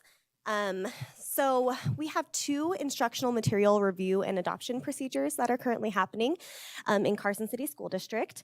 And so sorry, there's new faces here. So just to introduce myself, I went to school here in Carson at Seeliger, Eagle Valley, and the high school, and then I actually taught at Eagle Valley for 9 years, and then now I'm here in this role. So Carson kind of through and through, so nice to meet the new trustees. So first we're going to talk about AP Spanish.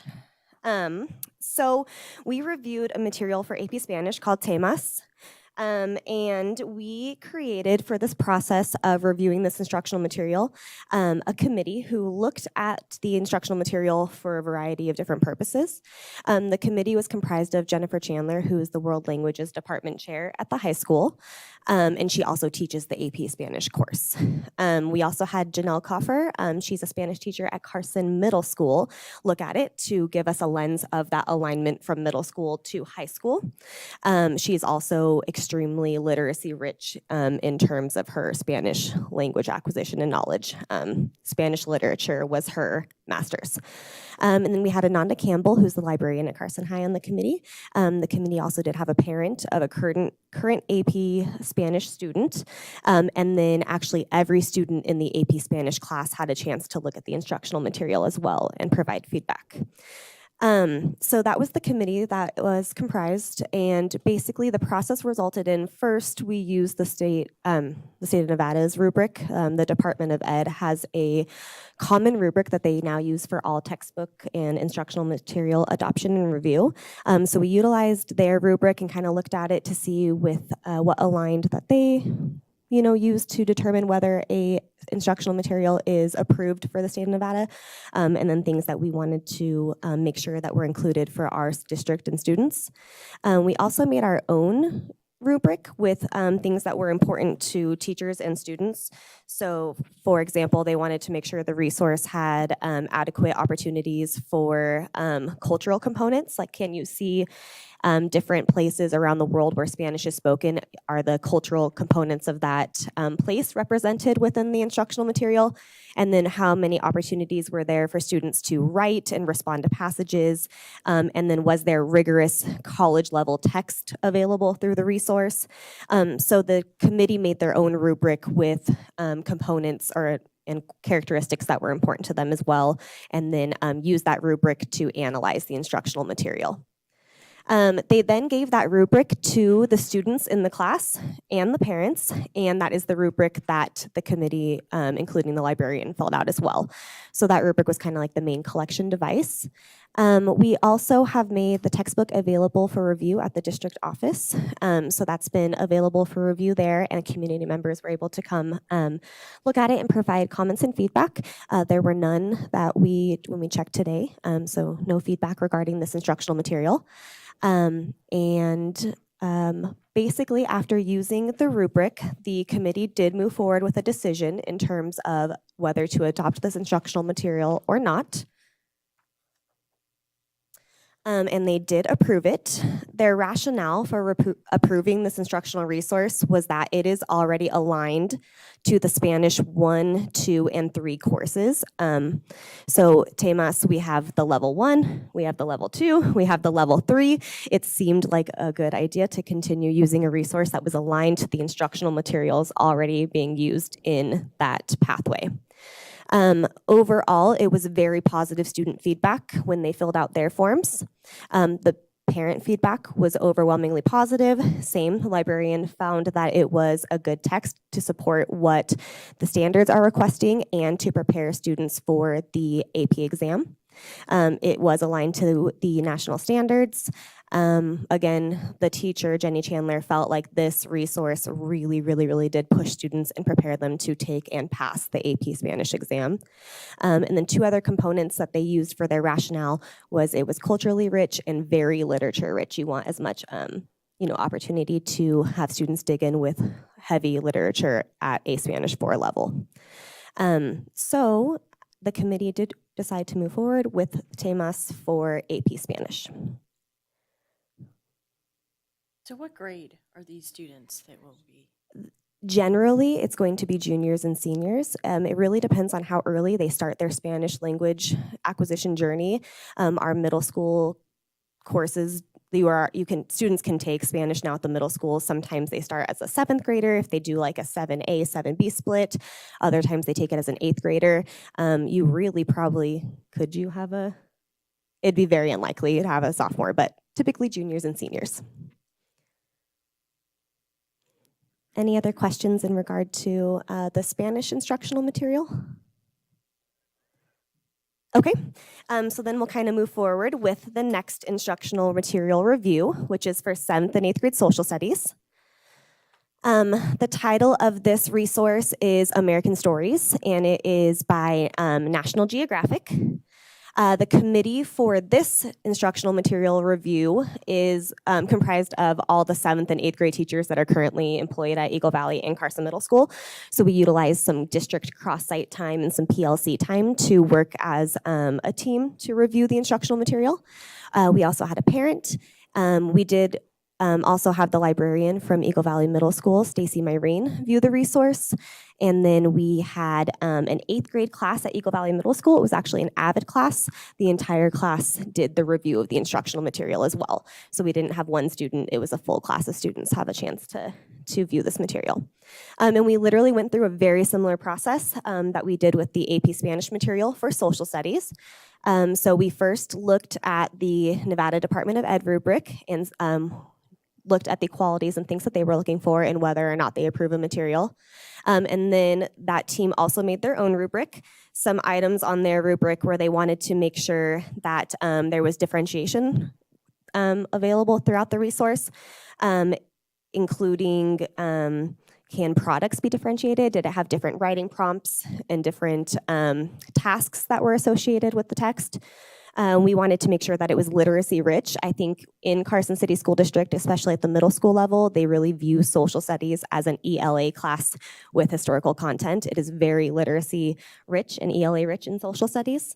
They also wanted to make sure that there was a lot of skill through the text and it wasn't just facts, but what are students learning and what are they doing as they go through the instructional material. And something else they looked for was, are any of our current district goals and initiatives, are they present in there? Do we see thinking maps? Do we see a lot of student-centered activities? So that was the rubric they used, including the librarian, the parent, the students, the whole committee as well. And this resource was also available for view from the public at the district office. When we checked, there were also no slips that were filled out. So after completing the process, the group did move forward and decided to approve the instructional material as a support in their curriculum.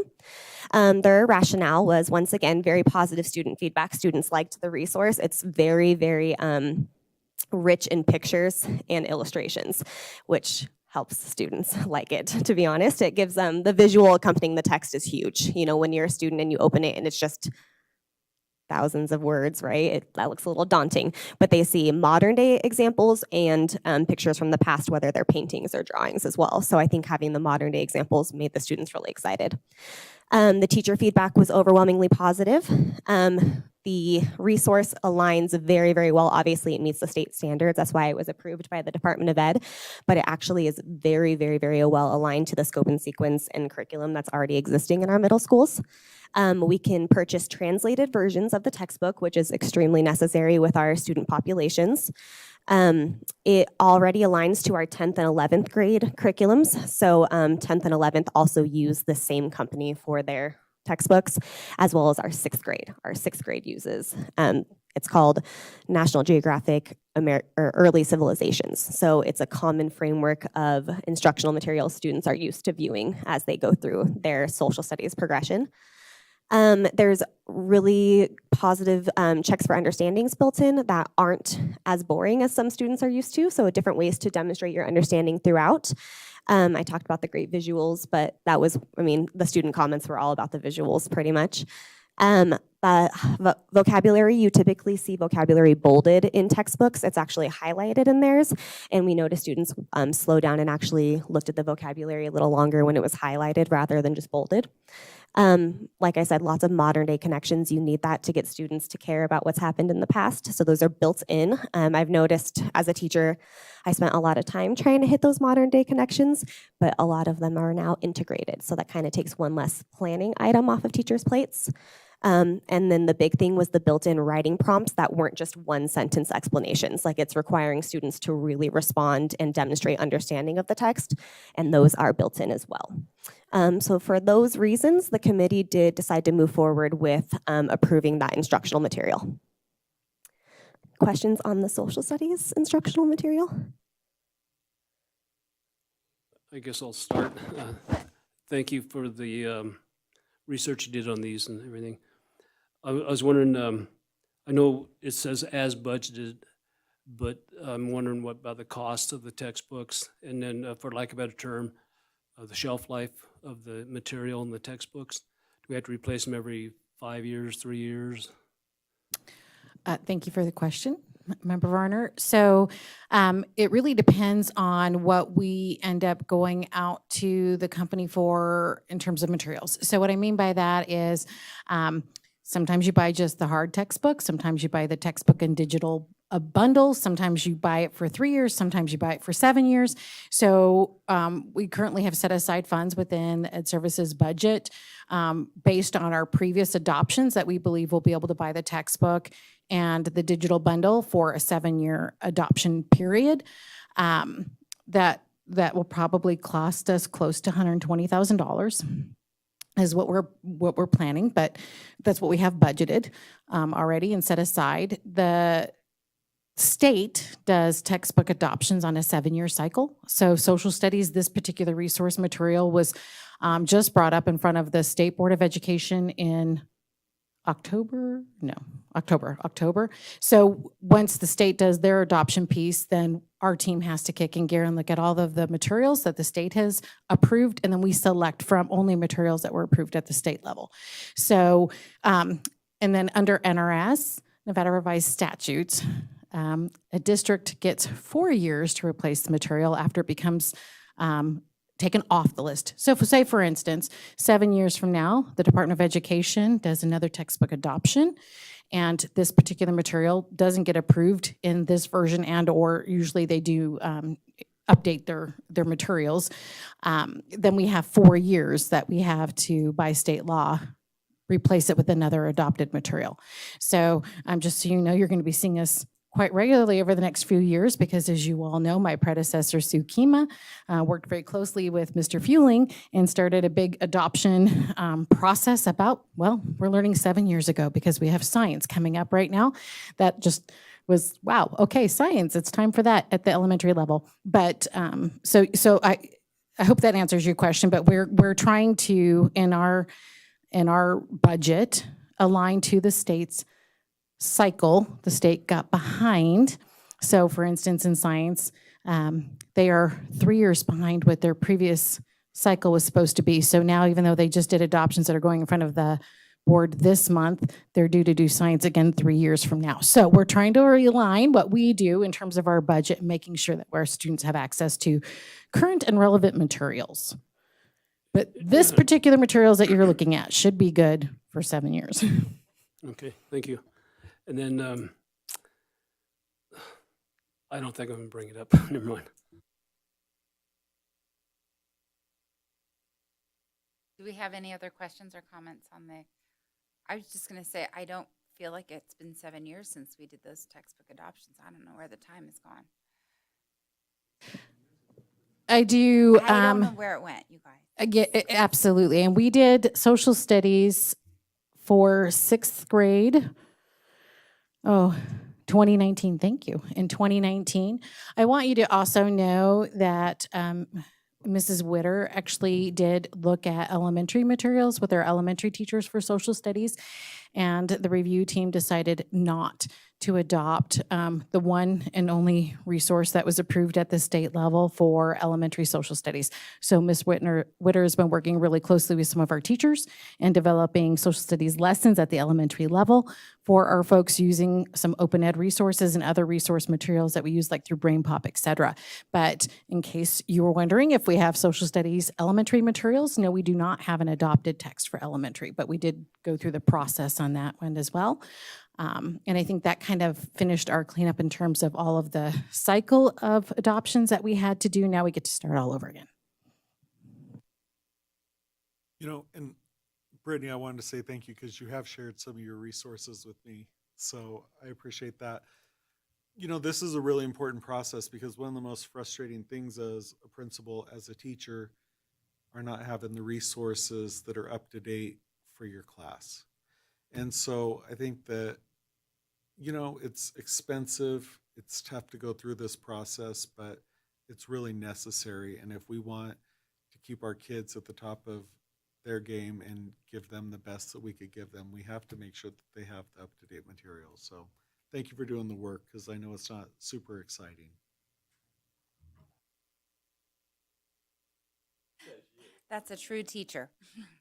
It's excited about this type of work. Okay, go ahead. Justin. I just want to thank you for the research and for being prompt to answer my question I had behind the scenes.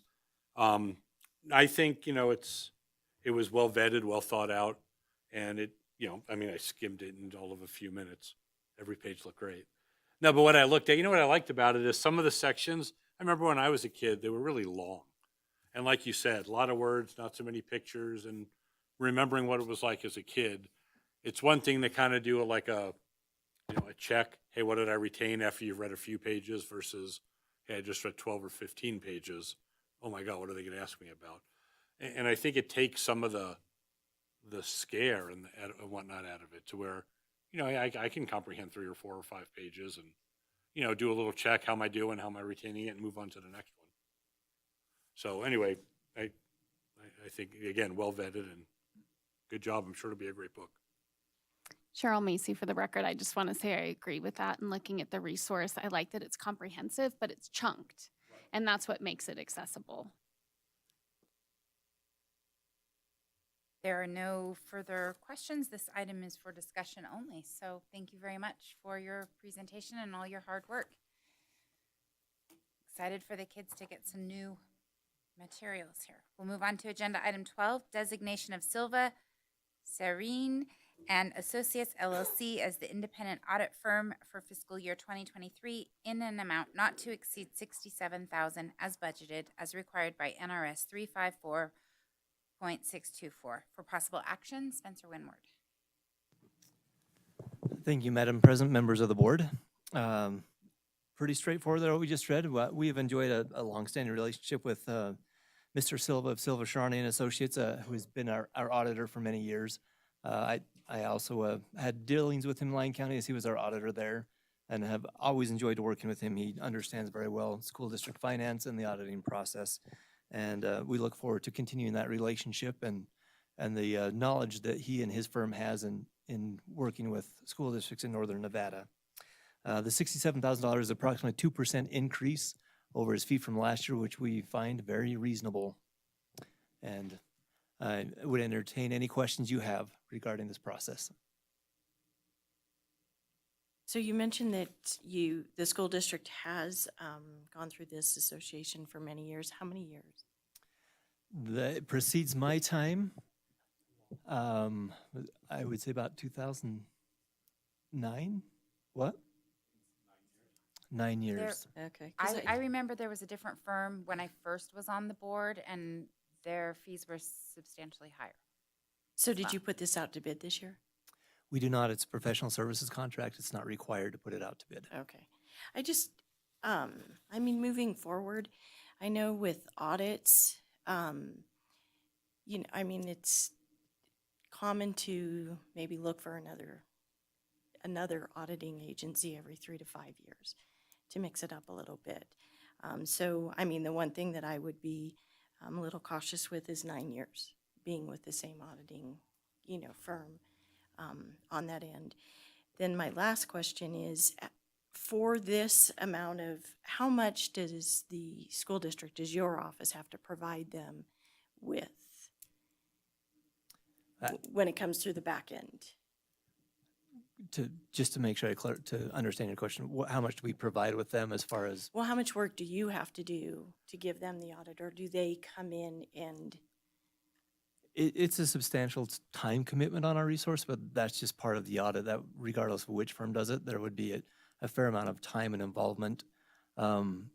We have arranged it to where he can access our software in a read-only manner, and so he can pull reports and information from our software from his office, saves considerable time and expense to him, to where he doesn't have to physically come to our office every single time he needs information necessarily. There's always times he will ask us for information, and we provide that to him. And if he has follow-ups, he'll say, this is some information I need from here and here. Are you okay if I pull that? We agree. And then your first question regarding a rotation, it is pretty commonplace in the private sector, that 3-year rotation of auditors. It's not near as common in the public sector, in the public sector. There are fewer auditors, especially in Northern Nevada, who would be willing to do that. There's less that kind of focus on that sector.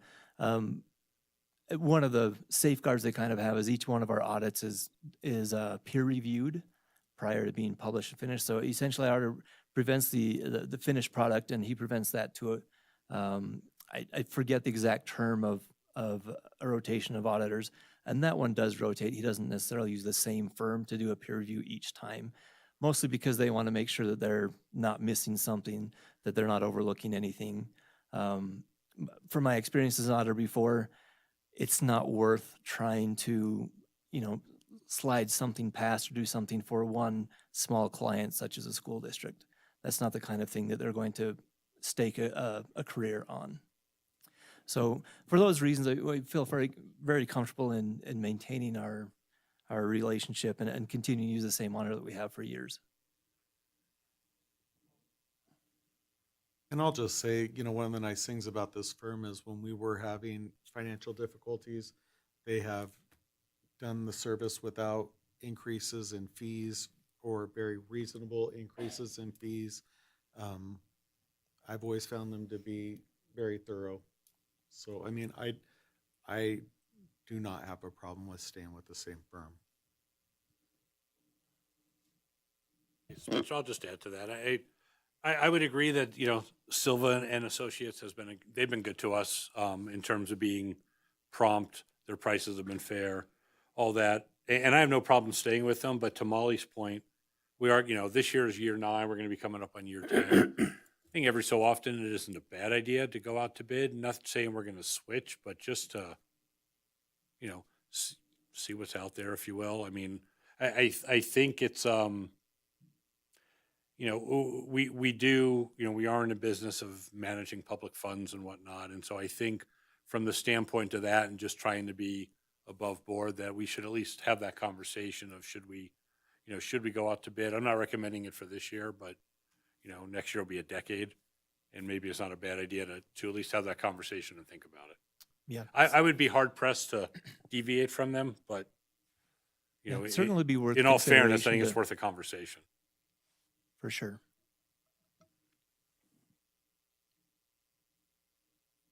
Do we have any other questions? Oh, I'm ready to make a motion. Okay. I move the Carson City School District Board of Trustees approve the audit firm of Silva. Shawnee and Associates LLC as the auditors for the fiscal year 2023 for a contract amount I'll not to second it. exceed $67,000. I have a motion by trustee Walt and a second by trustee Warner before she almost finished the motion. Yeah, I'm sorry but about that. It's okay. I thought We've she got it- was done. we've got it good. He's ready. Do we have any further board discussion on this? Do we have any public comment? Seeing none, all in favor? Aye. The motion carries. Thank you, Mr. Winward, and you can stay right there because agenda item 13 is the presentation and discussion on budget assumptions for the Carson City School District for fiscal year 2023 to 2024 for discussion only. Thank you, Madam President.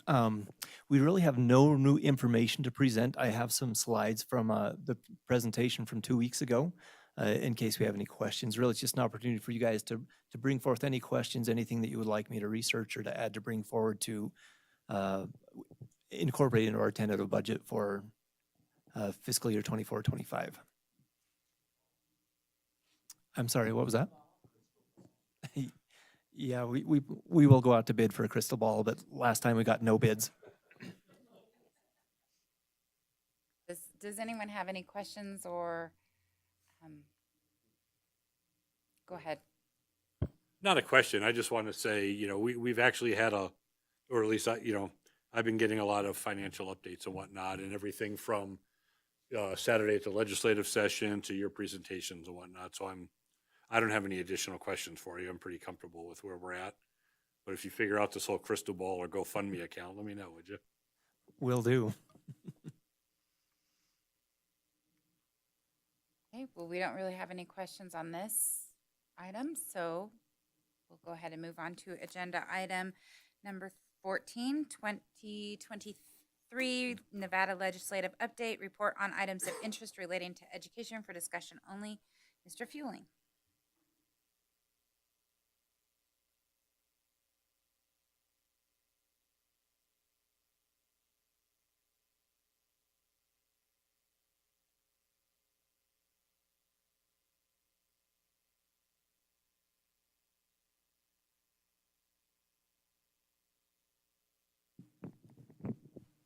Okay, good evening once again, trustees. A little update on some of the bills, and there are a lot. If you go to the legislative website, I think there's about, I want to say about 1,200 bills going through right now. Not all of them are related to education, but I feel bad for some of the legislators. I think of just the ones that I'm trying to read through and keep up with, and cannot imagine some of that work. So in your packets were a legislative update. So I guess first off, for the Nevada Association of School Superintendents, there's a young lady you may be familiar with by the name of Mary Przinski, who former Carson City superintendent, and she has been the lobbyist representing NAS since 2009, I believe, soon after she retired. And so Mary is at all of our monthly meetings, and then otherwise during this time of year is effectively living up at the legislative arena, and reports back regularly and is tracking bills for us. And she puts together some updates, and this is, the one in your packet is kind of a more narrative version, but there's other more detailed versions as well. So we certainly appreciate her work. I know I do. And so a couple of the bills that were in that list, and I have a couple others that I'll just mention and just to quickly review. So AB 207 is noted regarding insurance liability for work-based learning. So actually, one of the first meetings I had was the first meeting I had with one of the legislators. It was Assemblywoman Erica Mosca from Clark County, and looking to, I think, expand the reach of work-based learning. And ultimately, this bill, I think, reflects some things happening in some other districts. And in speaking with Ann Sear, she felt like our current insurance really covers any of the liability concerns that we would have coming out of work-based learning from having our students on site at workplaces. So it really, she didn't think this would really have any impact because we effectively are doing already what the bill has stated. So, but other districts may have to make some changes in their coverage. Looking at AB 43 related to emergency operation plans in that list. That's really just changing dates. We already meet all the requirements for our emergency operations plans. That just changes dates that we have to submit reports or submit our versions of the plans to various entities. AB 54 has some significant cleanup on chronic absenteeism and the definition for that. It also cleans up a little bit on full-day kindergarten in terms of it requiring that if students are going to be counted, that they are there all day for school in terms of accounted for funding. It wasn't exactly clear because you still had, I think at least one district in the state that was offering students to go half day for kindergarten, which really isn't a thing anymore. So it's kind of clarifying that that isn't a thing anymore as an option. SB 80, we've talked about this one a bit. That is our very own Stella Thornton's bill that was heard. I think I checked that one earlier today, and nothing has happened since that initial presentation that she had done. So I know I think she mentioned that they were looking at, there was at least one amendment that was being suggested, and I think she was open to that, so we'll see where that ends up. Kind of the most, I don't know, getting the most attention, I would say, is there's a series of, there were 4 bills that had changes related to behavior and discipline. Specifically, you may have heard of the term restorative justice. 4 bills that were modifying some of that language, changing some of the language, removing some of that language. That is AB 285, AB 194, and then ultimately the governor's bill, which is AB 330. There was language in one of NDE's omnibus bills, but that had since been removed. So it's down to these 3. And all 3 of these bills, I guess not to get into too much detail, but in general, there's more mays than shalls in terms of what what the restorative justice components or plans have to be integrated into what is happening with student behavior and discipline in terms of after the fact and timing of it. So those changes seem to be rather common amongst the bills. Most of the bills remove the restriction on suspension of students under the age of 11. That was a change from, I can't remember if that was 2 years ago or 4 years ago. That's what a lot of these bills, the behavior and discipline related bills, have recently been adjusted. So that change is coming. All of the bills generally deal with battery against employees and students carrying greater significance in terms of what consequences can be. And I'll say too, as far as how quickly consequences can happen. Previously, there's a lot of steps in the process of going through I should say going through the disciplinary steps. There's several and can take time before even removing a student. And so they make it clear that if there's actions like this, either battery or even in AB 94, it talks about an act of violence, which is defined as battery or assault, that actions can be taken much quicker and after the fact behavior plans or behavior discipline plans with restorative justice kind of somehow embedded in them can happen later. Trying to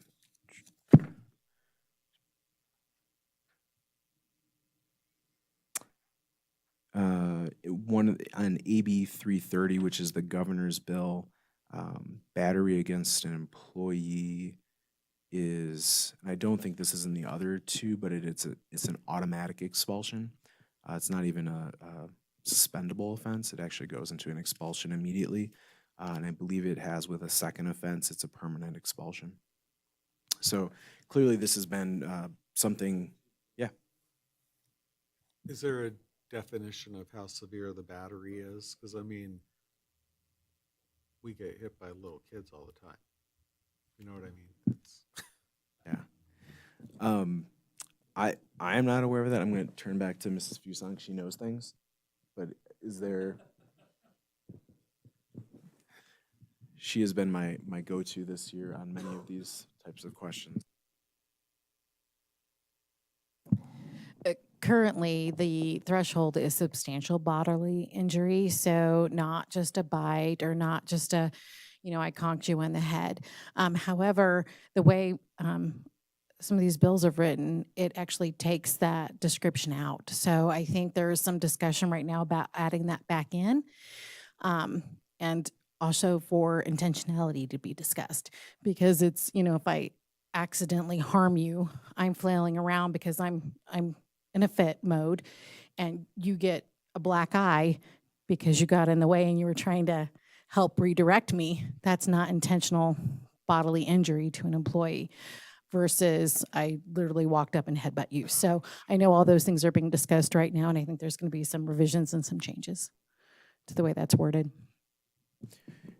And another addition to that is thrown into some of these bills several times is, I think, an emphasis on a student that is disruptive to the academic process, and I think further definition on what that is going to look like. But and some bills deal with it differently, and there's different people who are allowed to remove students under different circumstances or bring them back in. But being at the session, I went to all the hearings for all three of these bills, and there's clearly a lot of strong support, but there are also a lot of people who do not like what they are hearing with some of this. So I'm sure I think that they also don't know the reality of what public classrooms look like, not just in Carson City, but in every district probably across this country right now, but specifically in our area. I mean, it's tough, and those laws need to be changed, because this is driving teachers out of the profession. So I would expect that over the next months, or I guess we still have a couple months left, that these three bills will eventually kind of coalesce into one that has gained the widest amount of support. And I fully expect there will be some of these changes that are pretty significant. They will happen. It's just a matter of the fine tuning of some of this. And as an example, AB 285 is being sponsored by Angie Taylor, who used to be the Washoe County school board president. And even as she was presenting it, there was already a friendly amendment to it. Instead of saying, so it had removed restorative justice plan and put in progressive discipline plan. But then the amendment was to call it a progressive discipline plan based on restorative justice, something like, so there's all those behind the scenes things happening, but They're trying to not use the term restorative justice per se and go with restorative practices. For some reason, restorative justice has gotten a bad rap from some folks. So restorative practice is really just meaning what is the harm that was done by the student's behavior, and what is a natural consequence or natural way to repair that broken relationship, right? So if I steal something, then what I need to do to repair my behavior if I stole this? Do I apologize to the person I stole it from? Do I work to pay off some of the money? That kind of a thing. So going with restorative practices versus restorative justice is also things that are being discussed.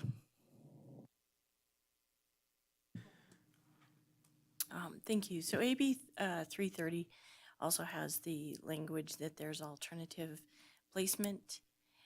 And then in order for them to re-entry, the school district has to come up with a plan. Do we have a plan for that now already? So like if they have alternative placement to get back into the classroom, we have a plan. It has to meet with the parents. Do we have that already? So that is something, thank you, Mrs. Walt, that's something that we've put into place just recently this year. So our current Director of Adult Education, Sam Santillo, has taken on some additional responsibilities, and that is to address behavior in our district. So we have a disciplinary panel or behavior panel that schools can review or refer students who have misbehaved and have met the level of a long-term suspension or expulsion. When we do that, then I'm going to put them out with a plan. That plan typically says you're going to enroll in distance education classes. You're going to have some counseling possibly provided by the district or our Project Aware process, et cetera. Then reentry, Director Santillo then also meets with the families at the end of that time frame to say, did you comply with the recommendations in the plan that we put together? What do we need to do for reentry to support you, and what kind of plan would that look like? So we works with the site administrators to make sure that there's that reentry piece. But that is new to us. That's something that we've only started really doing this year, and we look to really improve upon in practice. And one other thing about AB 330, I would just note as well, is within special education. So in the state of Nevada, if a student has an IEP, they generally can only be suspended for up to 5 days. And that federal law actually allows for 10. And so that 5-day is changed back or to 10 days in that bill as well. So that would be a change that we would be watching for. The other bills I wanted to mention, just I think a little bit unique. Senate Bill 47 is sponsored by Clark County School District, and it really is, it's looking at what is happening with the teacher pipeline and the recruitment of teachers and what can be offered. The bill has a task force being developed, looking at working conditions, pathways to licensure for teachers, and then in law, there is an allowance for districts to build housing for teachers, or they're called teacherages, but it doesn't allow for that to happen for other employees. And so as a part of their bill, it has that districts would be allowed to do that for other employees. And it's something that could be owned by the district or in partnership with the district. So I don't know if there's a specific plan laid out in terms of Clark County and what this would look like for them, but it's clearly something that they are concerned. And I think the number that was thrown out last week, Clark County still has, I want to say 700 teacher vacancies. They have some long-term subs, but I think there's at least 700 vacancies. And they'll be expecting, they usually have 2,000 to 3,000 every year. So there's going to be more. So they're looking at different ways that they can try to help build that pipeline at the state level, help the state, I think, build that pipeline, but then also look to attract staff. So the last one I was going to mention, SB 65. This is another Clark County bill related to school board members, and that's why I thought I would bring this up. But it would require any school board candidate to get professional development training, and there's actually a certification I think that they have to get through, or there will be a certification through some governance organization, and that would have to be completed prior to declaring candidacy. You'd have to go through a fingerprinting, through a background check. I'm sure all of you would be okay. I'm not worried about you. But I believe actually I was speaking with Mrs. Crossman earlier, and I think you said there was already an My amendment to understanding this. is that they're looking to amend that where the training could be before or after filing for candidacy, but within the first year of taking office, I think. You read it really fast right before the meeting, so I don't remember everything in the proposed amendment. So there's another is that they have to have training before they get sworn into office. It's really not feasible. A lot of the rural districts, we've kind of pushed back, and the reality is you don't always have that many people that are willing to run for a school board seat. And you have all those hoops, it's really going to limit participation from citizens in a process like this. And then otherwise, just as you know, on this last Saturday, all the rural superintendents presented to the legislature, and I had the incredible honor of going first, and I'm so excited that that happened.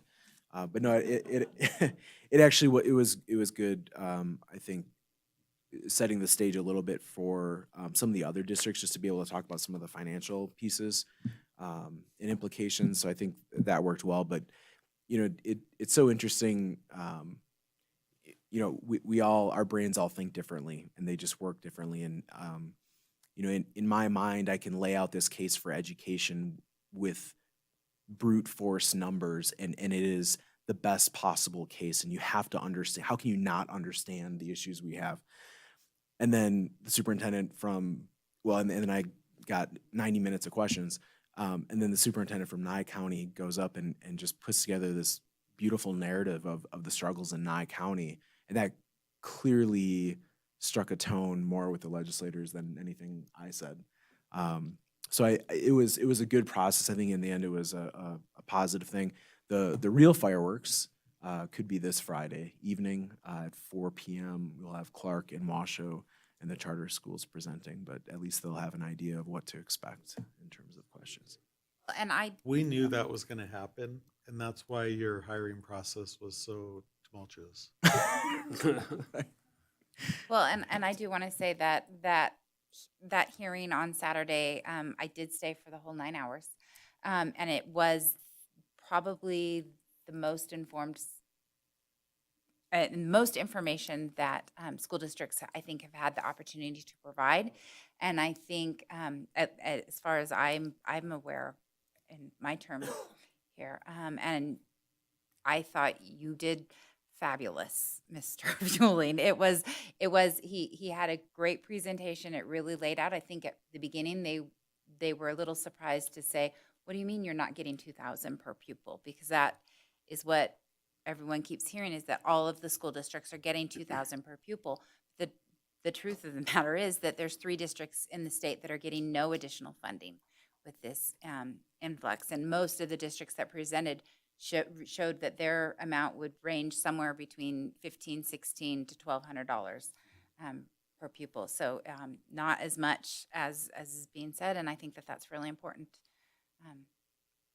for them to know. So, and you knew going first that you were going to take the most of the questions. They definitely were worn down by 3 o'clock in the afternoon, and not as many questions were asked. No, so that's If I could, real quick, just so you know also that I was contacted after the meeting was over by a legislator and was told that they thought you did an excellent job, and you set the stage for everything else that was to come, and that you probably took some of the heat away from the other people. And but they said you did an excellent job. Thank you. I appreciate that. So I don't know if there's any more questions. Thank you to Mrs. Fuson for coming up to help me out. Hey, AJ, I don't know if you know, I just happened to see what SB 80, the Nevada Youth Legislators, and I remember that one young lady who came in and talked to us about the. Yeah, that's her. How is that faring? Do we know? So it's I was looking, if I was seeing everything correctly, it's been heard, but no action has been taken. So it hasn't been passed on, hasn't been voted on. I think there will be an amendment or two. I think that there might be a little bit of concern of just I think everyone supports the idea, but just trying to make sure the burden isn't too great in trying to meet some of those requirements. Stella Thornton is her name. I just was going to put that on the record. Okay, and we'll go ahead and move on to agenda item 15, which is discussion on establishing goals for the Carson City School District Board of Trustees for discussion only. and I will be leading this. And this is a brand new idea. I heard some other board members talking about their board of trustees goals, and I thought, well, I don't know, we've never done that before. So we do have our strategic plan that guides the district. And this, I'm kind of and honestly, I don't even know if any of you other trustees are interested in this, but this is how we can talk about it if this is something that we want to create for our board. I just was thinking, what do we hope to accomplish this year as a school board members? The first thing that I would put on is I would want all of our trustees to complete the training. This is the first year, first or third year for each of us on the board. And so I think that if we usually don't have a problem with completing the professional training that the NRS requires of school board members, but I think that would be a goal that we in Carson City support and recognize the importance of having trained school board members. The other thought that was coming to my mind is that we do, Mr. Fueling's contract is only, in July 1st, is only a one-year contract. And so my goal would be to look at renewing that contract sometime before next July 1st. So I'm open to any thoughts that anyone has on what goals we can do. I know our goal when we're doing this is to improve, everything we're doing is to improve student outcomes and student achievements. I just struggle with how we would phrase that in a way that, how is it something that we as a board can take? Because I don't want our goals to then put any extra responsibility on staff or anything like that. So how do we phrase goals and what kind of things are we interested in? So if you're interested in this, great. If you're not, maybe this just is just a quick discussion and we don't do anything with it. I'm totally open. So when I met with AJ or Mr. Fueling at that, when this was first brought up, I didn't understand it because any research that I did for board goals brought you right back to the strategic plan of the school district. And it was creating the strategic plan or bringing you back to the strategic plan of the school district. And so I think to identify individual goals for a school board is hard. I really do think it's hard because the strategic plan is, it had a lot of input from parents, from the board itself, from school district employees. And so individual goals, I think, is, that would be hard to do because I think that that is our base, is a strategic plan. However, though, I think, it is important to renew the contract of the superintendent. So I would ask that be a future agenda item. I can't imagine being in the position of 1 year and then another year and another year. I think that is, I think it comes with the 1-year evaluation, and then you extend the contract to, the board's feeling of that, whether it be 3 years, 5-year contract or whatever. I'm not even quite sure. So beyond that, but I do think that we put that on with the evaluation. I don't know when his evaluation is due, but then I think that would be an appropriate time to extend the contract at that point. The training part of it, I think it's great to encourage everybody to try to get it done. It's, and so you have 100%. But the goal part, I researched it and I just had a really hard time finding any school district that had school board goals. Agree with everything you just said. And I don't think it's bad to have goals that we'd like to accomplish in addition to the strategic plan, like these two things. I think a third one that would be great is working with Mr. Sadler on that ARL program that we're kicking off in the district, which is, as we have staffing shortages, something like that could be a huge resource. So I think getting something like that implemented would be a great third, but I don't think we'd want to go too much more than like 3 goals in a year. And I agree with that. We were chatting just in general, and that's my feeling is you get too many goals, whatever you want to call them, you're not going to get anything accomplished. 2, 3 goals is really what you need. I do think Molly's right. When you look at our strategic plan, that's what we base everything on. One of the things I had mentioned, and it's probably more of a long-term goal, so it wouldn't be part of this, but I was interested in putting some metrics on that. We kind of spell things out, but we don't have anything quantitative on the strategic plan. And that's something I'd like us to eventually, look towards. It doesn't have to be all encompassing, but I certainly want to have a conversation about it. One thing we need to do as part of the renewing the superintendent's contract is we had said a while ago that you and I were going to get together and talk about the evaluation and whatnot. And I think that needs to be a goal that we address, because we got to do that and have something in place by July. Yeah, well, and per the contract right now, for Molly and Matt's information, Mr. Fueling is evaluated in December of each year. So this year we completed his evaluation in December as the contract required. It was, it was only 6 months in. So in a lot of ways, we felt like it was an incomplete evaluation. So we have a tool that we've been using, rubrics and stuff. And that was, there was some interest in looking at new evaluation tools. And so at the end of last year, then President Varner appointed Joe and I to serve as coming up with that to bring back to the board. And then he had a fire, and there was a lot of things going on that stuff. So we need to get around to that as well. So anything else, you guys? Just out of curiosity, why wouldn't the contract be tied in with the evaluation?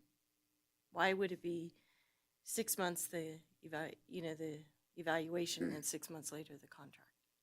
Well, what happened was in the contract, it was written that his evaluation was due in December of each year. So when we talked about it, since it was in the contract, we went ahead and did the evaluation in December, knowing that we'd probably have to do maybe another one in July before his contract was renewed. We didn't. The idea would be to align them. Yeah, Yes. we didn't want to give it. I think though, and maybe Mr. Russell knows, but I think we didn't want to wait an entire year and then say, hey, here's where we're not seeing things.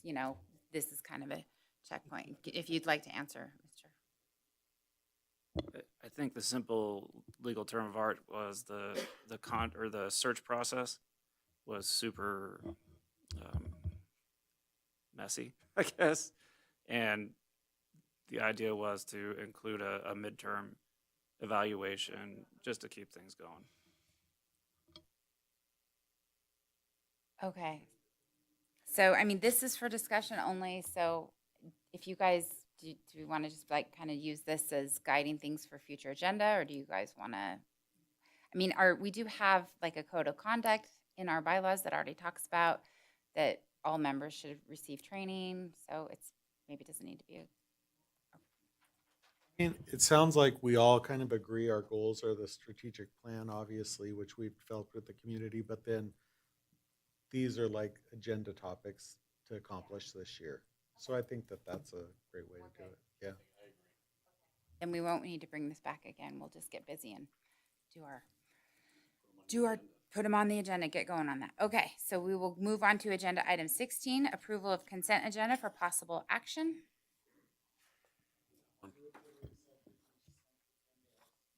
I'll second it. And we have a motion by trustee Walker, second by trustee Cassiopo. Do we have any discussion? Any public comment? Seeing none, all in favor? Aye. Aye, and it is approved. And we'll go on to agenda item 17, informational items for discussion only. No action will be taken. Does anyone have any questions on our informational items? I do, just really quick. But so as a board member, I'm on the Parks and Rec Commission. And so we had a meeting last month. I think it would be very interesting for all of you to take a look at the Mills Park, how they're going to revamp that. I was against a street going through Mills Park, but it's to my understanding the Board of Supervisors is, the Parks and Rec was against it. It did not move forward. It was a recommendation that they did not feel, they want more parking in Mills Park, so they're the idea is to put a street from Roop down to Salmon through Mills Park to increase. I just feel my point was this is just another way for kids to get to the high school and the traffic and all of that. And so when there were other board commissioners that were against it for other reasons as well. But to my understanding, the Board of Supervisors approved it as is. However, that was hearsay, so I didn't read the minutes on that. But if y'all have a chance, I think it would be really interesting. The improvements that they are going to make to Mills Park, I think are fabulous. There's some really good things that are going. However, though, as a commissioner, I felt that it was my obligation to let you all know that I spoke against having the street go through, and it was primarily because of the traffic, that it could increase or be a gate, like a way through for Carson High School. Thank you for that update. Okay, do we have any other items on informational, any other comments on the informational items? Seeing none, we'll move on to agenda item 18, requests for future agenda topics. Other than what we discussed in our goals, any other requests? Okay, we'll go on to agenda item 19, adjournment. Thank you, guys.